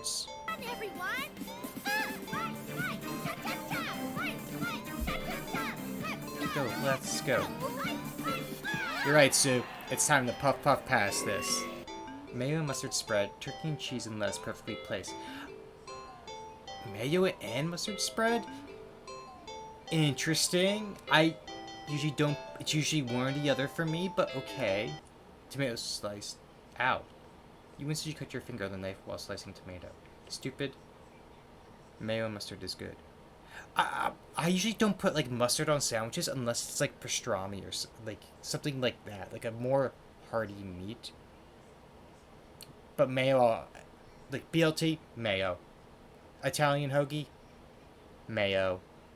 I guess like like the tuna, like a tuna casserole will be already have mayo in it, because you know that's part of the casserole, I suppose, is the mayo. You feel embarrassed for such a blunder inside, tossing the knife onto the cutting board. You head to the bathroom for Benj when the cat hops onto the counter, sniffs up the knife, and meows almost pointedly at you. Don't worry, I'm right. It was just an. The rest of the cat starts too. Lick lightly, but enthusiastically at the blood on the knife. If I see BLT with mustard on it, I will look at it very suspiciously. Oh yeah, at your blood. You're so shocked by the time you come to your senses. The knife has been completely licked clean. The cat sits back, staring at you. You feel a little uneasy. Sure, cats are meat-eating predators, but that was a little weird. Right? Sure, you're no cat expert, but that was definitely not something an ordinary cat would do. BLT mayo should only ever be adulterated by avocado. It's just salami. Remember, it's not a horror game. Probably not even the weirdest horror game I ever played. Actually, so a fun fact, just complete, while we're on like horror games, and because I heard the music just like stopped. One of my favorite things about Doki Doki Literature Club, I'm sorry, it's a little spoiler, but you can tell the music is off because they purposely put in the beginning of the game a missing note with the piano music, as if someone is not intentionally making it like missing it, but like they're missing a note because they're still learning. And as you get further into the game, it gets better. So like they're actively learning, and it's one of my favorite little details of Doki Doki Literature Club, because if you listen carefully, a note gets missed because it's someone's like first time learning it, and it's so wonderful. Well, no, I'll never play Doki Doki's ruined. Patty, can you sit down and play like a 40-hour visual novel? Right?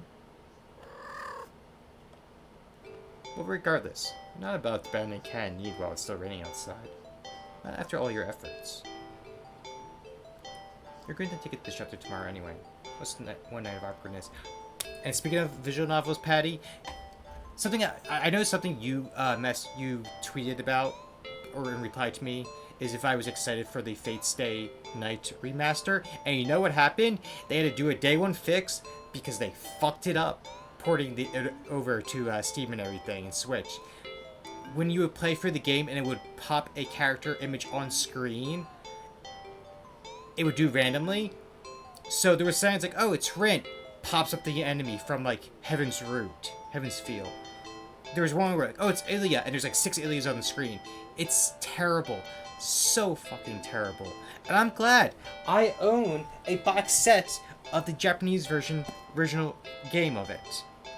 Like, I would never get to remaster. Hollow, on the other hand, I would love to get, because Hollow, I've only ever played like unofficial translation, so I'd love to see it finally like actually translated. But like, even like Stay Night was translated to the PSP Vita for like the Safe for Work version. So like, I played the one on the Vita before, so like I've already owned a ported version of it that was, the Safe for Work version.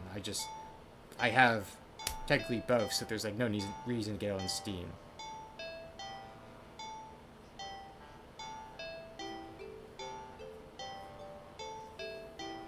What if is close enough? You're going to take it to the shelter tomorrow anyway. What's one night of awkwardness? Weird or not, it's just a cat.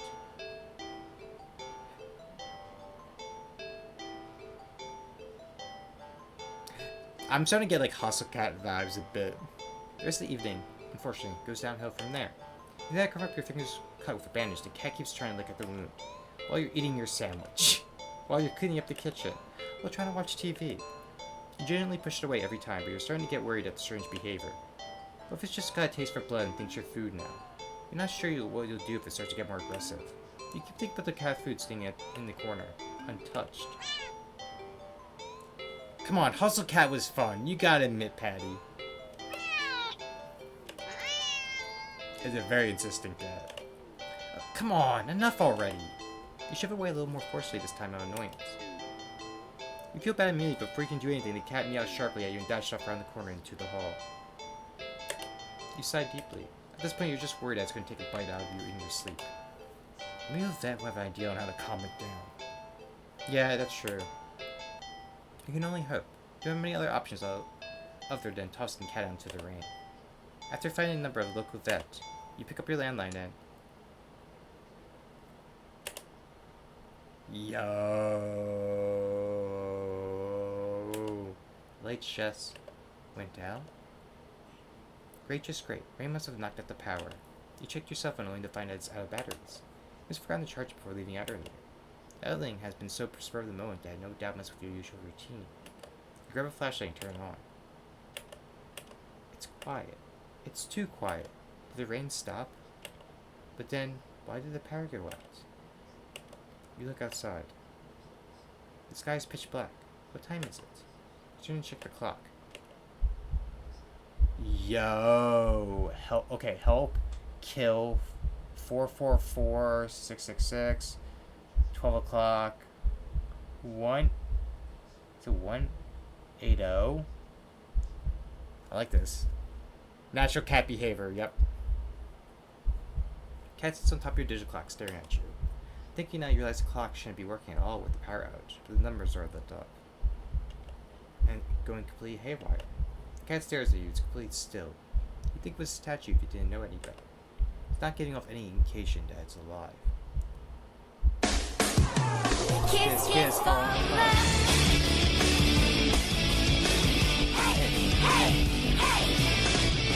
It's not blinking, it's not even breathing, but... 203 cats is not a normal night if there's not at least one cat staring at you for the night. See, this is why I own bunnies, and only bunnies. Well, technically, technically a dog as well, but but Cream Puff doesn't count, technically. I've absolutely picked up stray cats before and had a very rough night because of it. This feels pretty on brand for... Okay. It's eyes. This isn't normal. You're afraid. You went to run, but you're afraid of letting the cat out of your sight. Fair thing. One of my favorite things is that if you keep an eye on it and it doesn't move, it makes you feel a bit safer than take your eyes off it and running. You consider tossing the cat out after all, but as soon as the thought enters your head, you feel a sharp urge to vomit. His eyes hold you still. Even with your flashlight trained on it, its pupils are large, round, inky pits. Screw it up and give you cuddles. Standard Salem behavior. Dogs can hop. The glare from the corner of the cat's eyes with its paws is always a bonus. It's true. The flashlight flickers. And the cat is gone. Fear immediately grips your mind. The silence punctuated with the rapid pumping of your blood in your heart. It's over and as your eyes slowly start to pick up the sound of static all around you. How is the clock working with no power? You don't know why such a question matters at the moment. But you feel as if having the answer will make sense out of everything that's happening. That order will be restored. But no answer comes to mind. You back away from the clock. You feel as if the air itself cools tightly and abruptly in response, like a predator prepared to pounce, but waiting for your next move. But you're afraid to move. You're afraid to even take a breath. But you can't stay still forever, right? Whatever is watching you can already feel its impatience. It's too eager. You don't know how you know this, but you can sense it as clear as if it had whispered. Let's... Yo! I hope some of you have earphones in because the let's was on my left ear and the play was in my right ear. And I love when people do audio like that really well. Sometimes the knocking gets me if it's in the right direction. Like, if I hear knocking on my left ear where my door is, I'm like, it will actually catch me. But if I hear my right ear, I'm like, yeah, it's the game. Right into your ear, right into your soul. It won't let you walk out. Not that you could, even if it did. You can't stay here. You have to run. With this thought, a sudden primal instinct awakens within you. Hold on a second.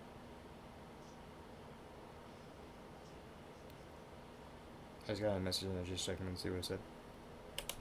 Making you tear into a hasty burst of movement, of action, but you're still weak from the fear grips on your mind. Your legs tangle together and in your haste and you fall to the ground. A sharp pain explodes in the center of your foot. At first you think you've broken your ankle, but something warm and wet trickles down the length of your foot, pulling underneath it. You hear the sound of metal scraping on tiles after stood across the floor as if being kicked. Winded from your fall, you look up in a daze and see the object glinting strange light coming in from outside. Light pouring in from your now open front door. Thoughts of how, when, who, what in regards to your inexplicably opened door screech to a halt. As your brain finally identifies the metallic object you've been staring at. It's your kitchen knife. It's still tinted red from your earlier blunder. That's not right.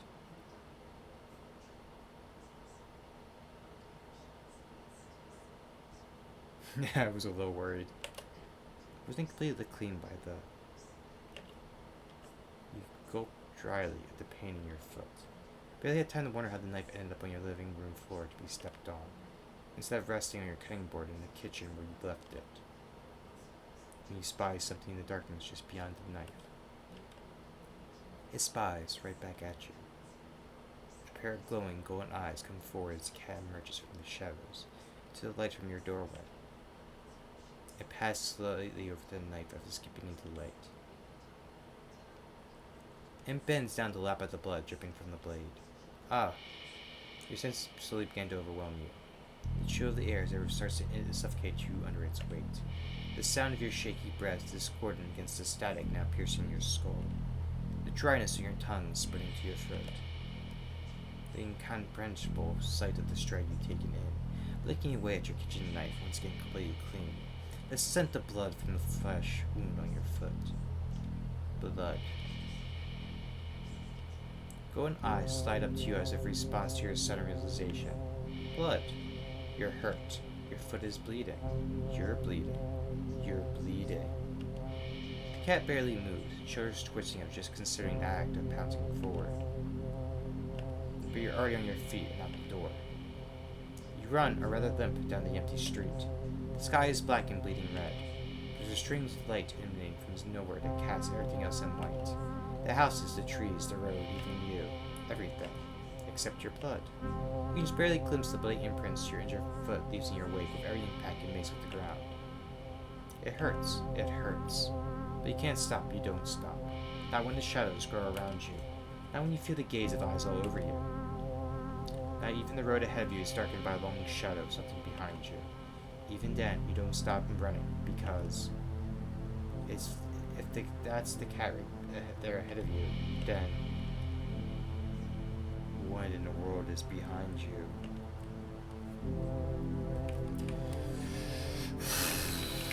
you? Ooh. There's so many bad answers to this game. I feel like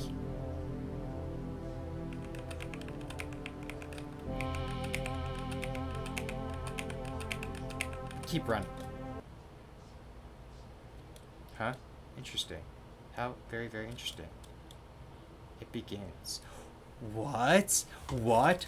Huh? Okay.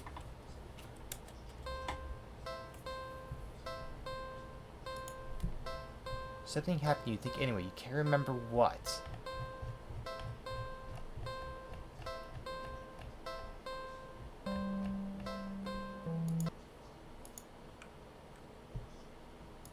You're walking. Right, of course. Wait, it had continue. Wait, okay. It's the first time to walk. And you're actually glad that you did. Wait.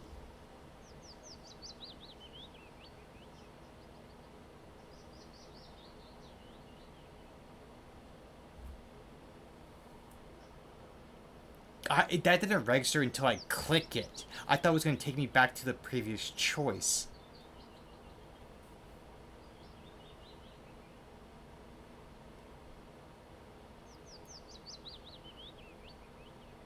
Now I'm intrigued.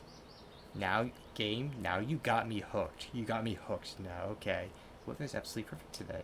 That's a good sign, right? Maybe your luck is finally starting to turn around. You gently allow yourself to feel excited for the possibilities where you could go or what you could do. Maybe even those you could meet. You're so deep in thought that you almost missed it. Something bad happened, but you can't remember. Huh, what was that? Curiosity guiding your steps, you follow the sun and entrance of a lonely alleyway. Sunlight only just managed to reach down between the tall buildings on either side. You timidly enter the alley and walk forward, the loose gravel and scattered debris on the ground softening your steps. Finally, the sound source comes to view of the warm, almost ethereal light of the alley. At the end of the alley is a big cardboard box. There's a cat. Huh. Guess that should have been obvious. Okay, that's adorable with open mouth. It's an interesting looking cat. Its pretty yellow eyes shine like gold among the dark sea of its black fur. It puts its front paws up the edge of the box and looks up at you. So, you look so familiar, right? Okay. Do we play its game, or do you merely not play its game?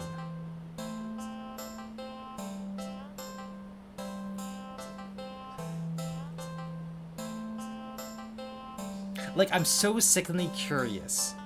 Like, half of me is like, you don't play its game. You do whatever the opposite of it wants. And the other half of me is like, how far will this go? Then again, it is a cat. There are not many different ways for a standard black cat to look, after all. This one sure is a cutie, though. Just look. It's not glaring at you or hissing at you for getting so close like other strays have in the past. It's just sitting there patiently, waiting for you to do something. Okay, we'll take it home.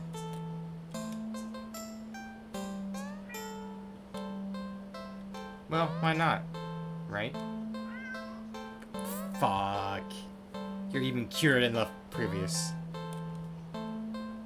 Rarely touch your arms before the cat eagerly leaps into them and climbs up onto your shoulders. Puts its head into your temple and nuzzling against it.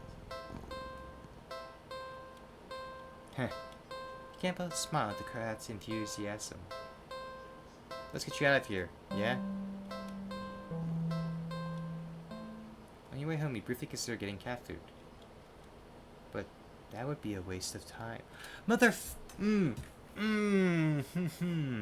God, if a friend ever asked me to, like, do the narrator for this game, I would, after playing this a few times, I would give my 10 out of 10 knowing how, like, when to act dumb as the narrator and put the emphasis on the words like I hear. Like, but that would be a waste of time. Like, as someone who does voice acting, that is what really draws me into a script. And that, I'm hooked. The writing so far is getting me. Huh? You shrug at the odd feeling and move on. You live in a modest apartment. 1 bedroom, 1 bathroom, you, living alone in it. So it feels weird having another living being inside it after so long. Even it is just a cat. After locking the front door and placing the cat on the floor, you wait for it to walk away and explore your environment.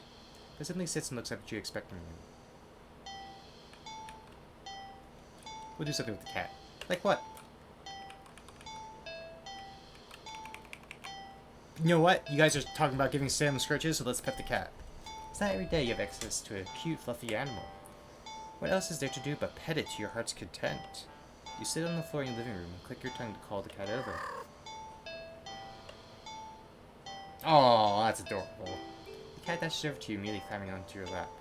Poor thing. You just wanted some attention, don't you? Alright. Carefully pet the cat. A rub behind the ear, a scratch in the chin, a smooth sweep along the back. Heh, good. You keep petting the cat in your lap, enjoying the bonding time together. The cat starts to get restless after a while. Okay. You know what? We don't want to bother him. Let's do something else.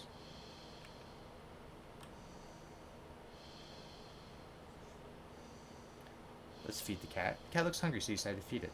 You're regretting not stopping for earlier, as you don't have much food left. Grocery shopping today is tomorrow, after all. Hit the kitchen, click your tongue, stirring. The cat follows after you. He moves nimbly onto the kitchen counter and watches you search for meal options. Let's see.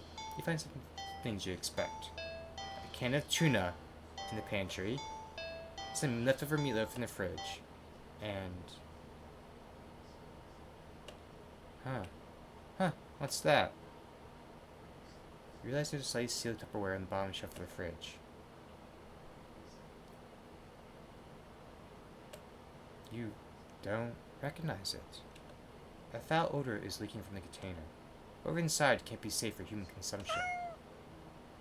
But the cat seems excited about it, practically salivating over it. Still, you're the caretaker here. You're the one who needs to decide what's best to feed a hungry cat, so you'll feed it mystery meat. Is this really a good idea? Fine. I guess this is what you want. You open the container and... Ugh! You just barely managed to keep from throwing up. But just barely. The stench is overwhelming. Ugh. Yeah, give me a minute. You hazard a look at the contents of the container, but... you honestly can't understand what you're supposed to be looking at. Everything is just mashed together.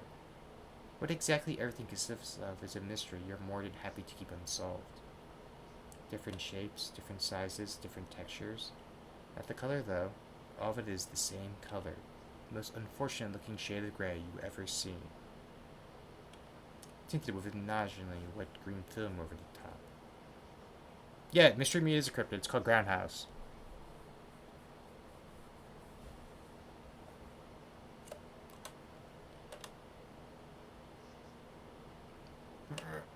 Am I supposed to warm it up, or... You don't really know how to serve it. Any utensil or plate that touches is getting thrown out immediately. No exceptions. Your hands are going to be scrubbed with soap and hot water to within an inch of their lives. You know, that reminds me. I'm surprised, like, if all the games I'm playing tonight, that Ash or Grindhouse is not seeing this. Like, I think this game will be right up their alley, possibly. You decide against putting this crap in your microwave. You doubt it would taste or smell any better warm. Not wanting to hold it anymore, you shake your head and practically toss the container next to the cat onto the counter. The cat enthusiastically dives for the toxic-looking sludge, sniffing it as if it's savoring the scent. You turn to the fridge and close it. You've lost your appetite. You're about to head to the bathroom and wash your hands for the next hour or so when...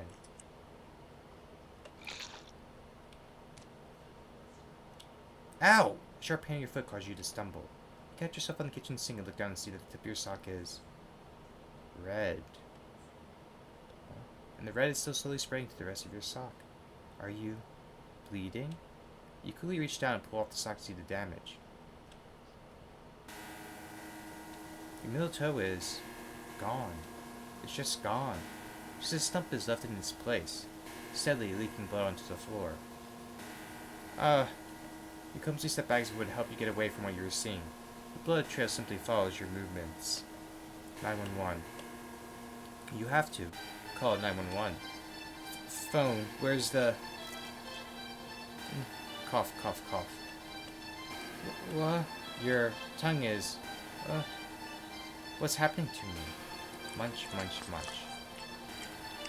You slowly look over to find the cat still eating, completely unbothered by your suffering. Not bothering to try and stop the blood from dribbling out of your mouth. You keep watching your days, the cat happily chews at a gross piece of... Wait, that's... You look closely at the mystery food in the cat's jaws. It looks vaguely familiar. It looks like a tongue. Munchkle. Before you can even think to do anything to stop it, the cat dives into the container again and bites into a piece that looks a lot like a... You collapse to the floor, touching your torso. You ribs down on the blood-streaked tiles, crying. Something inside you just... fluttered. Blood pours out from deep beneath you. Whatever that was felt important. And now it's probably gone too. It hurts. It hurts so much. Stop, please. You try to reach up to the cat on the counter above you. Your vision blurs from the effort, from the pain, from your tears, from... Your eyes. Your eyes. You fall limply back to the floor. You're leaking blood all over. From all over. Your foot, your mouth, your insides, your eye sockets. You can feel your life fading away too. That's fine. If it means not feeling the pain of losing another part of you, then... hopefully the cat will take its time eating your eyeballs. And give you time to just... You are what you eat.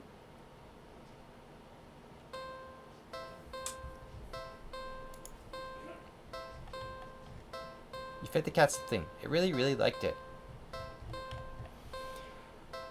Oh, there's 40 endings, okay. Continue. What happens if we continue? You're walking. Right, of course. It's the first time in a while that you felt like going out. And you're actually glad that you did. Okay, so we can actually skip. Do not take cat home. Sadly, as cute as cat is, you never take this thing home with you. You just can't take it home with you. You're responsible adults. You are. With rent and bills to pay for, not to mention you need to buy food to survive too. There's no way you could care for a cat long term, right? You can barely afford this little outing on your day off. What to do? You are not ready. You are not ready? Ooh. Leave cat. You don't think it's a good idea to get the cat's hope of having someone look after it if you're not willing to commit. If it gets attached, someone tracks you back down to your house. Wait, oh my god, you are not going to do that to me. Okay, so, I'm going to pay attention.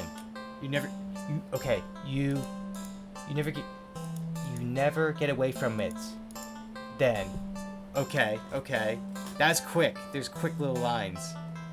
Oh shit, does it appear, it doesn't even, you never get away from it then. So it does appear in the history. Okay.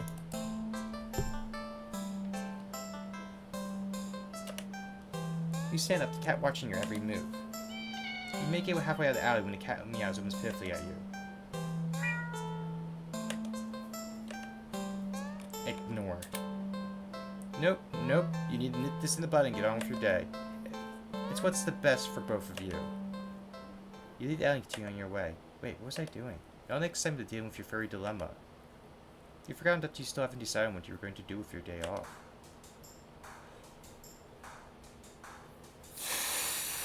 The game still goes on.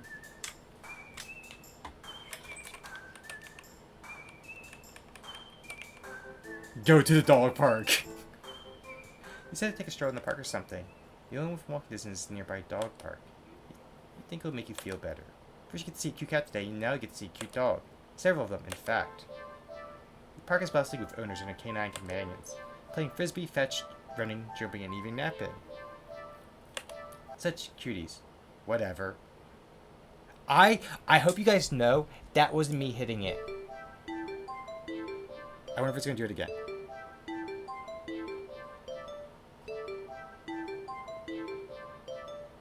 When it hits the end of the song. Or maybe that was because of one thing, because... So, yep, such cuties, whatever. It immediately hits to the whatever. Whatever. Like you want anything to do with these mangy mutts. What's wrong? You didn't think that. You decided to move on. Dogs are so adorable. You want to get a pet every single one you come across. You know not all owners are cool and strangers just walking by manhandling at pets. Not all dogs appreciate it either. So you stroll around the path, trying to exude a welcoming aura that would beckon one of these cute doggies to you. You don't have to wait very long. You stop as the smallest, cutest puppy you ever seen scampers up to you, blocking your path.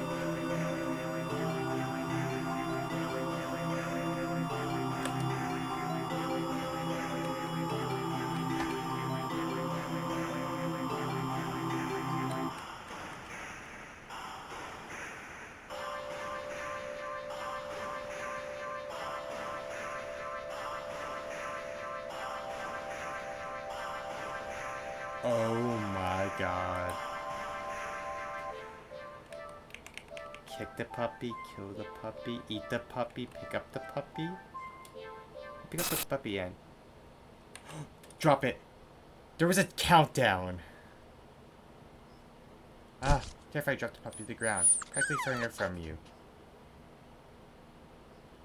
You immediately feel horrible when seeing Gil as a tiny yelp releases upon hitting the ground. Mother shoves you aside with a cutting glare and storms away with their puppy. I'm sorry. You cut out, but they don't turn around and respond. Not that you expected them to. You deserved it.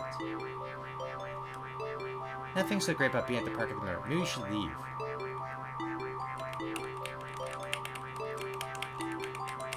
Stay at the park. You stay at the park. Try to calm down by watching on the dogs from afar as you walk along the path. Every so often, one will run up to you. And when they do, they look wrong. The owners don't seem to notice. You find a bench down for a quick break, closing your eyes. Maybe this was the best idea after all. Maybe you should have stayed with me instead.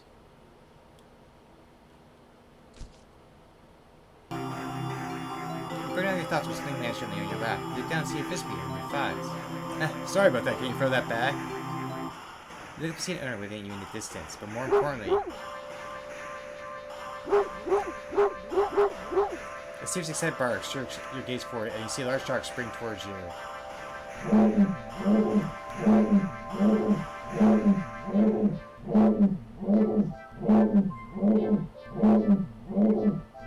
The different faces. There's like a few different faces here. I love this. Series of excited barks jerks your gaze forward, and you see a large DOG spring towards you. Hey, hurry and throw it back. Oh, good, and don't come back.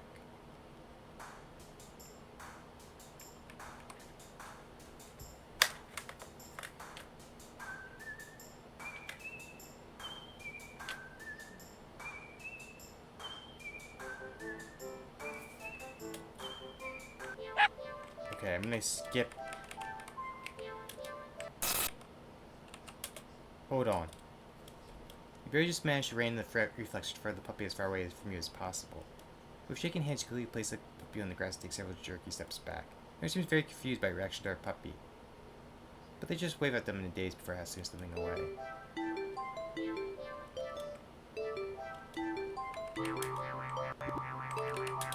You throw the frisbee as the dog runs in the opposite direction, jumping and catching it right out of the air.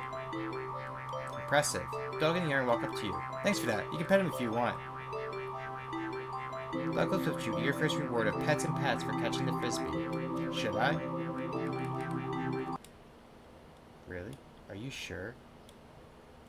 I'm warning you. Do not touch that mutt, or you will regret it.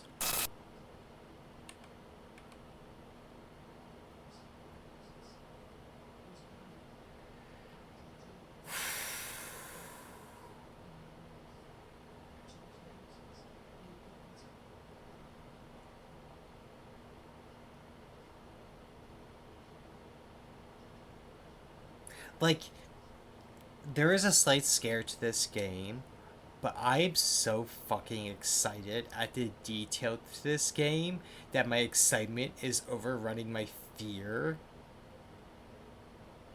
Like, I was made to voice act for this game. I'm just gonna go out and say it. I should just narrate this game. Get the full script for it, narrate it for someone who else is playing it.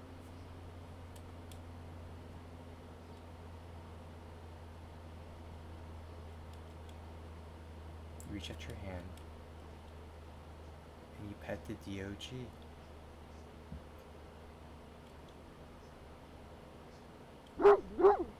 The dog seems pleased. Don't feel well. Suddenly, the sky begins to darken rapidly. You look up along with all the pet owner to see that the sun has been eclipsed by the moon in the blink of an eye. You vaguely remember that you should never look directly at an eclipse, but for some reason, you don't look away. A loud, piercing yowl fills the air, shaking the ground beneath you. You instantly move to lift your hands in order to shield your ears, but Just the hand that has been cautiously pressed upon the dog's head comes away with some resistance.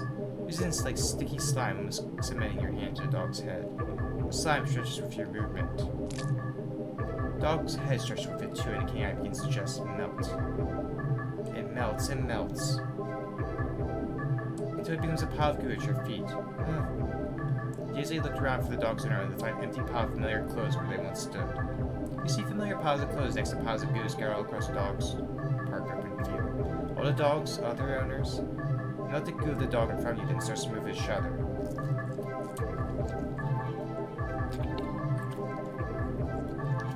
It slithers across the grass toward the field instead of the park. All the other piles of goo falling after it.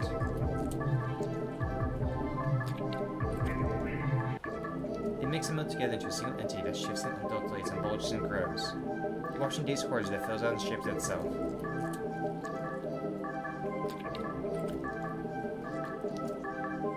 Into a behemoth of a dog, snarling and frothing at the mouth, red eyes frantic and searching, before the glowing orbs landing directly on you. The rumbling growl emits so low and deep you can feel the sound of it crash into you.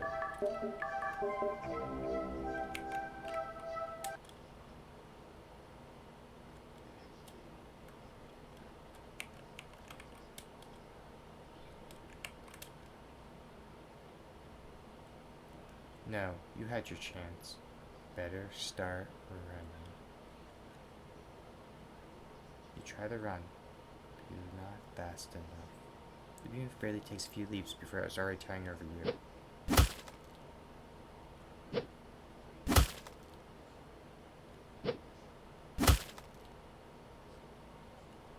It tears you apart until there's nothing left.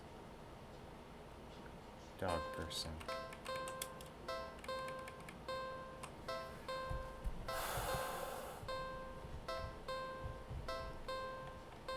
You had a pleasant day at the dog park.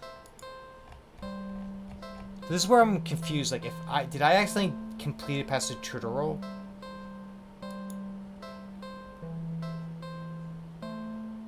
Okay, so we can at least skip some parts here. We're not gonna take the cat home. We're gonna leave the cat. We're gonna ignore it. We're gonna go watch a movie. 40 endings. It's been a while since a film came out, almost such ensuring enough for you to drag yourself to movie theaters. There's the showing of one such film at the old theater. The movie's a little too niche to pick up by the new cinema open across the street. It's okay though, you're not exactly a fan of the crowds. Never ruins the experience of watching a new movie for you more than a noisy audience. Go to the old theater. You really buy your ticket from the kind old man in the booth and head inside. It's barren of any trace of other people, and the decor looks like it hasn't changed since the 80s. Maybe in the 70s. That's what you're counting on. Consider buying some popcorn. I can't but be concerned that everything at the concession stand might be expired. You move on and walk through the halls, finally locating the theater designated on your ticket stub. Expect that the theater your movie will be playing in is completely empty. Perfect. Pick a spot right in the middle, and even counting the seats and taking into consideration the gap of the staircase. As you settle in, the dim lights fade away, leaving the room pitch black for a few seconds. Before the screen flickers on, no commercials or trailer pops up, the movie just begins. Please, you shrug and let yourself get immersed in the opening scene. But just as you're getting to the premise, the doors open behind you, momentarily casting light into the room and ruining the atmosphere. You hold in a frustrated sigh. It's a public establishment, after all. The place can't exactly afford to stay open if you're the only customer. You try to refocus on the movie, but you sense the new presence slowly shifting around the theater, before heading in your general direction. What? You can be an display as the stranger shuffles down the aisle, and they sit right in front of you. There's no one else here and plenty of places to sit. The stranger is also unusually tall. Even the stadium-like arrangement of the seats being on a somewhat steep incline, they're completely blocking your view.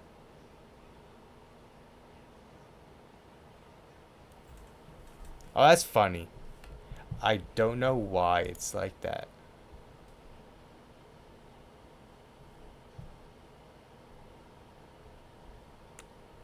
I think it's just because we're in the one game.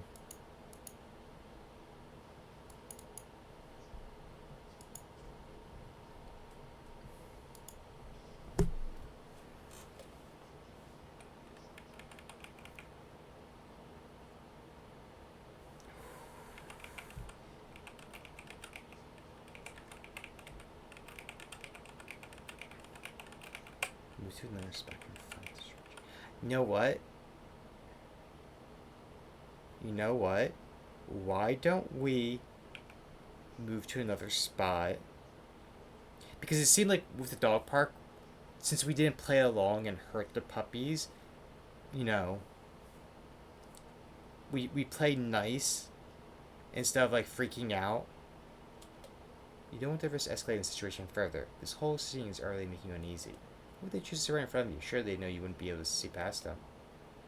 Shaking your head with passive aggressive scoff in the stranger's direction, you directly pick an less perfect seat in this theater. But as you settle down, you see the person get up. Only one can sit in this seat directly in front of you. You look around somewhat helplessly as waiting for someone to silently agree with you about how odd all this is. At least I'm informing you that's all an elaborate prank. There's no one else here with you. That's how you always liked it, but you can't but think this maybe would be nice to have someone else here if it meant not being alone with this weird jerk. How many times can we move to a different spot? We move again. And again, they sit right in front of you. You bristle, annoyed, and a little humiliated. Are they just getting kicked out of this or something? You waste enough time with this jerk that you don't even know what's going on in the movie anymore. You hate confrontations. You already feel your palms starting to sweat at the idea of it. First closing up in your body, starting to shake. You've always been more of a flighter than a fighter. But you paid for this ticket. You wanted to watch this movie for ages. Now this total stranger has ruined the entire experience for you. You're all alone in this fear. There's no one who will help you if something goes wrong. Very angry enough that you ignore the signs of your body begging you to put as much distance as you can between yourself and the stranger. You stand up, even standing as higher up on the incline. The stranger is still at least a head taller than you. Come on, give me a scary looking face. The movie continues to play in the background, but you feel as if a hush immediately falls heavily over the theater at your movement. As you can sense of the stranger's pursuing what you plan to do next, you square your shoulders and force a little bass into your voice. Hey!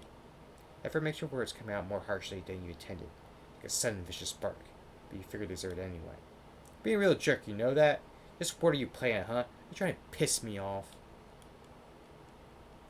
The silence that follows your words is deafening.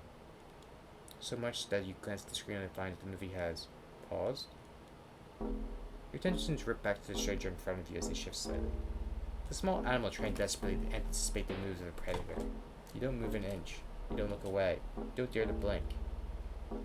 Instead, your eyes widen as the person's head turns. Then turns some more.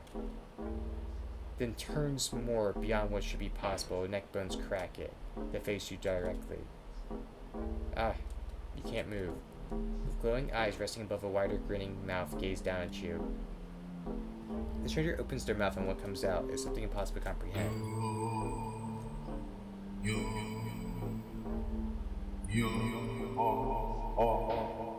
I'm not doing that with the voice. That's the game. The voice is endlessly deep and cracks like a weighted door. Not the actual speaking, but the making it go across the chat box. Foreboding and oddly melodic. Alluring. It also snaps you out of your terrified trance, and before you know it, you're already out the door. You run for the halls of the empty theater, heading for the exit. You feel something watching you from behind, but you're too afraid to look. Exiting out in sight, you spring forward and sprint through the doors. You run frantically and spot the crowded cinema across the street. Peel, that's what you need, safety numbers and all of that. But I think you rush into the street when a sinking sensation crawls under your spine, compelling you to look behind you. I like that. It's crossed out don't and look behind you. Don't look behind you, don't look behind you, don't look behind you, don't look behind you.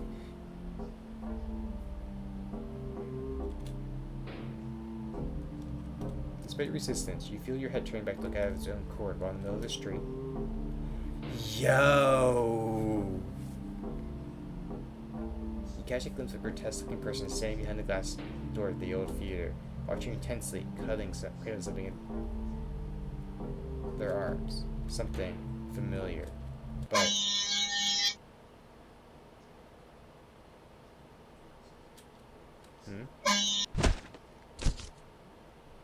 there we go. Art imitates life. I knew it. It's the start of my Isekai. Glimpse is all you get as the truck speeds forward and crashes into your body. Dude. What a cool. That was cool looking.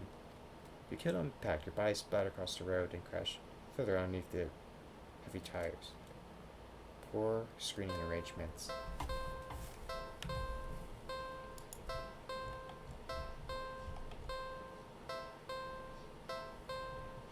Alright.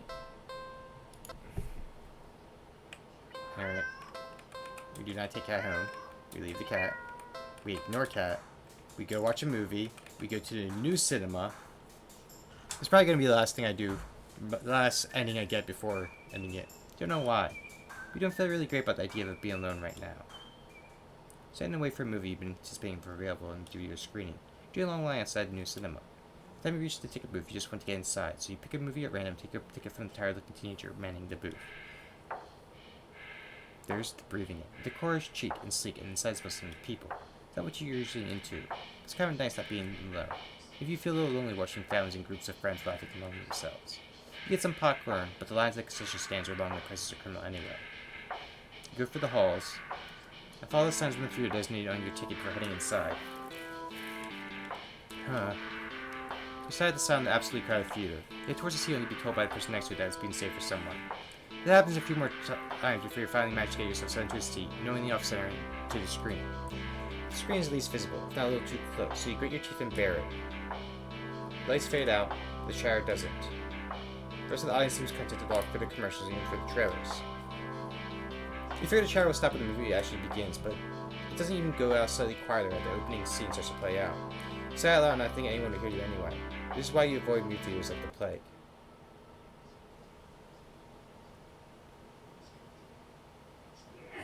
Suddenly the screen changes during the face of a black cat. A familiar black cat. If you use mirrors for this room and then the cat on the screen meows.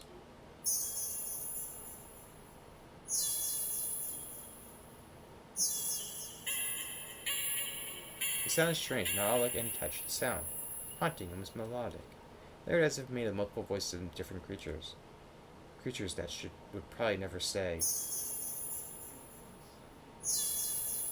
You see in confusion, wondering why you haven't already gotten up and left to complain to cinema staff, and you hear it. It's scattered and distant at first, but among the crowd, people start to chant along with the cat on the screen.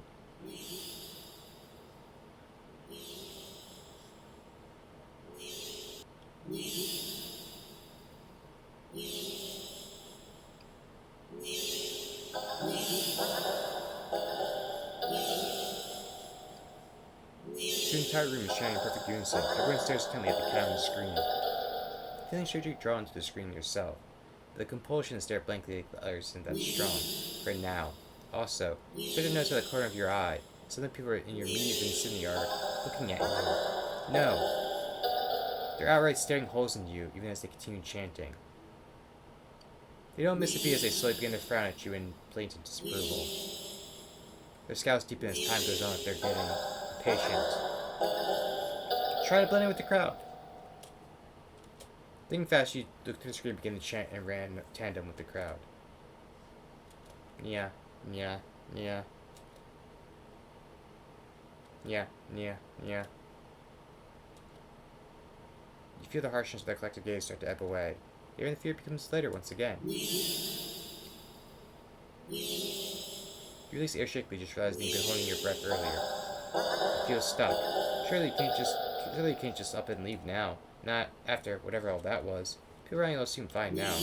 There's no time to get aggressive at you for even moving too much. Never mind outright getting up and leaving. Decide to let this run its course. Hopefully someone will come along, right? At least turn the film off. You can chat along with everyone. You start to feel lightheaded. You feel as you could fall asleep, but your eyes don't feel heavy in the slightest. Try to look around and gauge the other's emotional state. But you can't seem to look away from the screen. You try again, but you're still locked to eye contact with the cat on the screen. Yeah. You tend to physically force your line of vision away. You see the mirrors ready to throw yourself to the ground if you need to. But it finally gets as far as tensing up for a moment before completely loosening itself again, making you lay back limping into your seat. I think you should be panicking right about now. I think it's hypnosis, yeah. Even your brain feels limp. Your thoughts a vaguely mutated pastel pink. Airy, sickening sweet and loosely spun. Like cotton candy. You like cotton candy. You think you wouldn't mind your thoughts and body being like cotton candy either. So why get up and ruin that? It's nice here. You're as at peace than you ever felt before in such a crowded room. Still chanting, you never felt so aligned in tune with other person. You alone with the entire room full of complete strangers. You're not alone. At the corner of your eye, the person next to you starts to sink back even further into their chair. Then they sink more. Then more. Not like they're slouching or climbing, but more like they're deflating. Their skin bunches up in wrinkles like fire as their muscles, their bones have started to disintegrate. Their eyes dim before sinking through their sockets.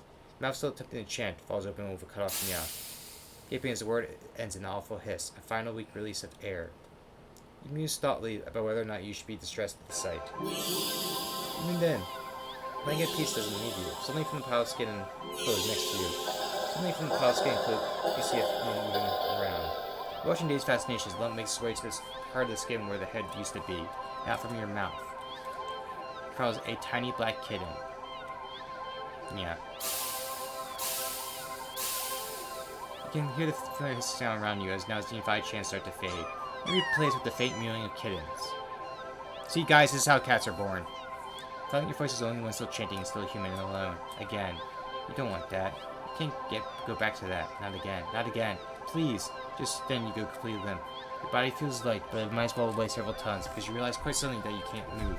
Not an inch. You can't shift your eyes to look around. You can't even breathe. But somehow, chant continues to speak weakly from your mouth. A few kittens come forward and perch themselves on chairs around you, watching your sinking body. Meanwhile, as they wait for their youngest sibling to emerge from you. Doesn't the glowing eyes peer down at you? And as your startled eyes start to cave into the sockets of your softening skull, you manage to make out the silhouette of a familiar cat perching on the seat right in front of you. Your vision finally fades, and at the same hiss of air expels itself from your mouth, the last thing you sense is something small and alive shifting eagerly under your skin. Happy birthday! Happy birthday, everyone.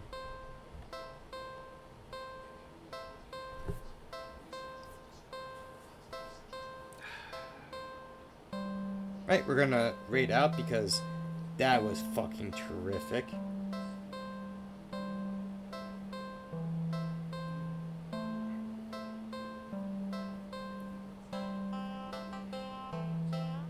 We're gonna rate out to...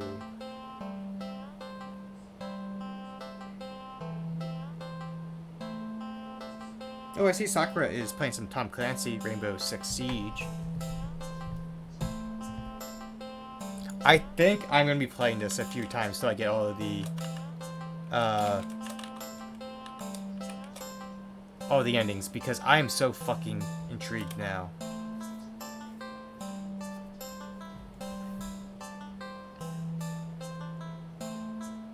I think our rating message is just going to be a very simple and yeah.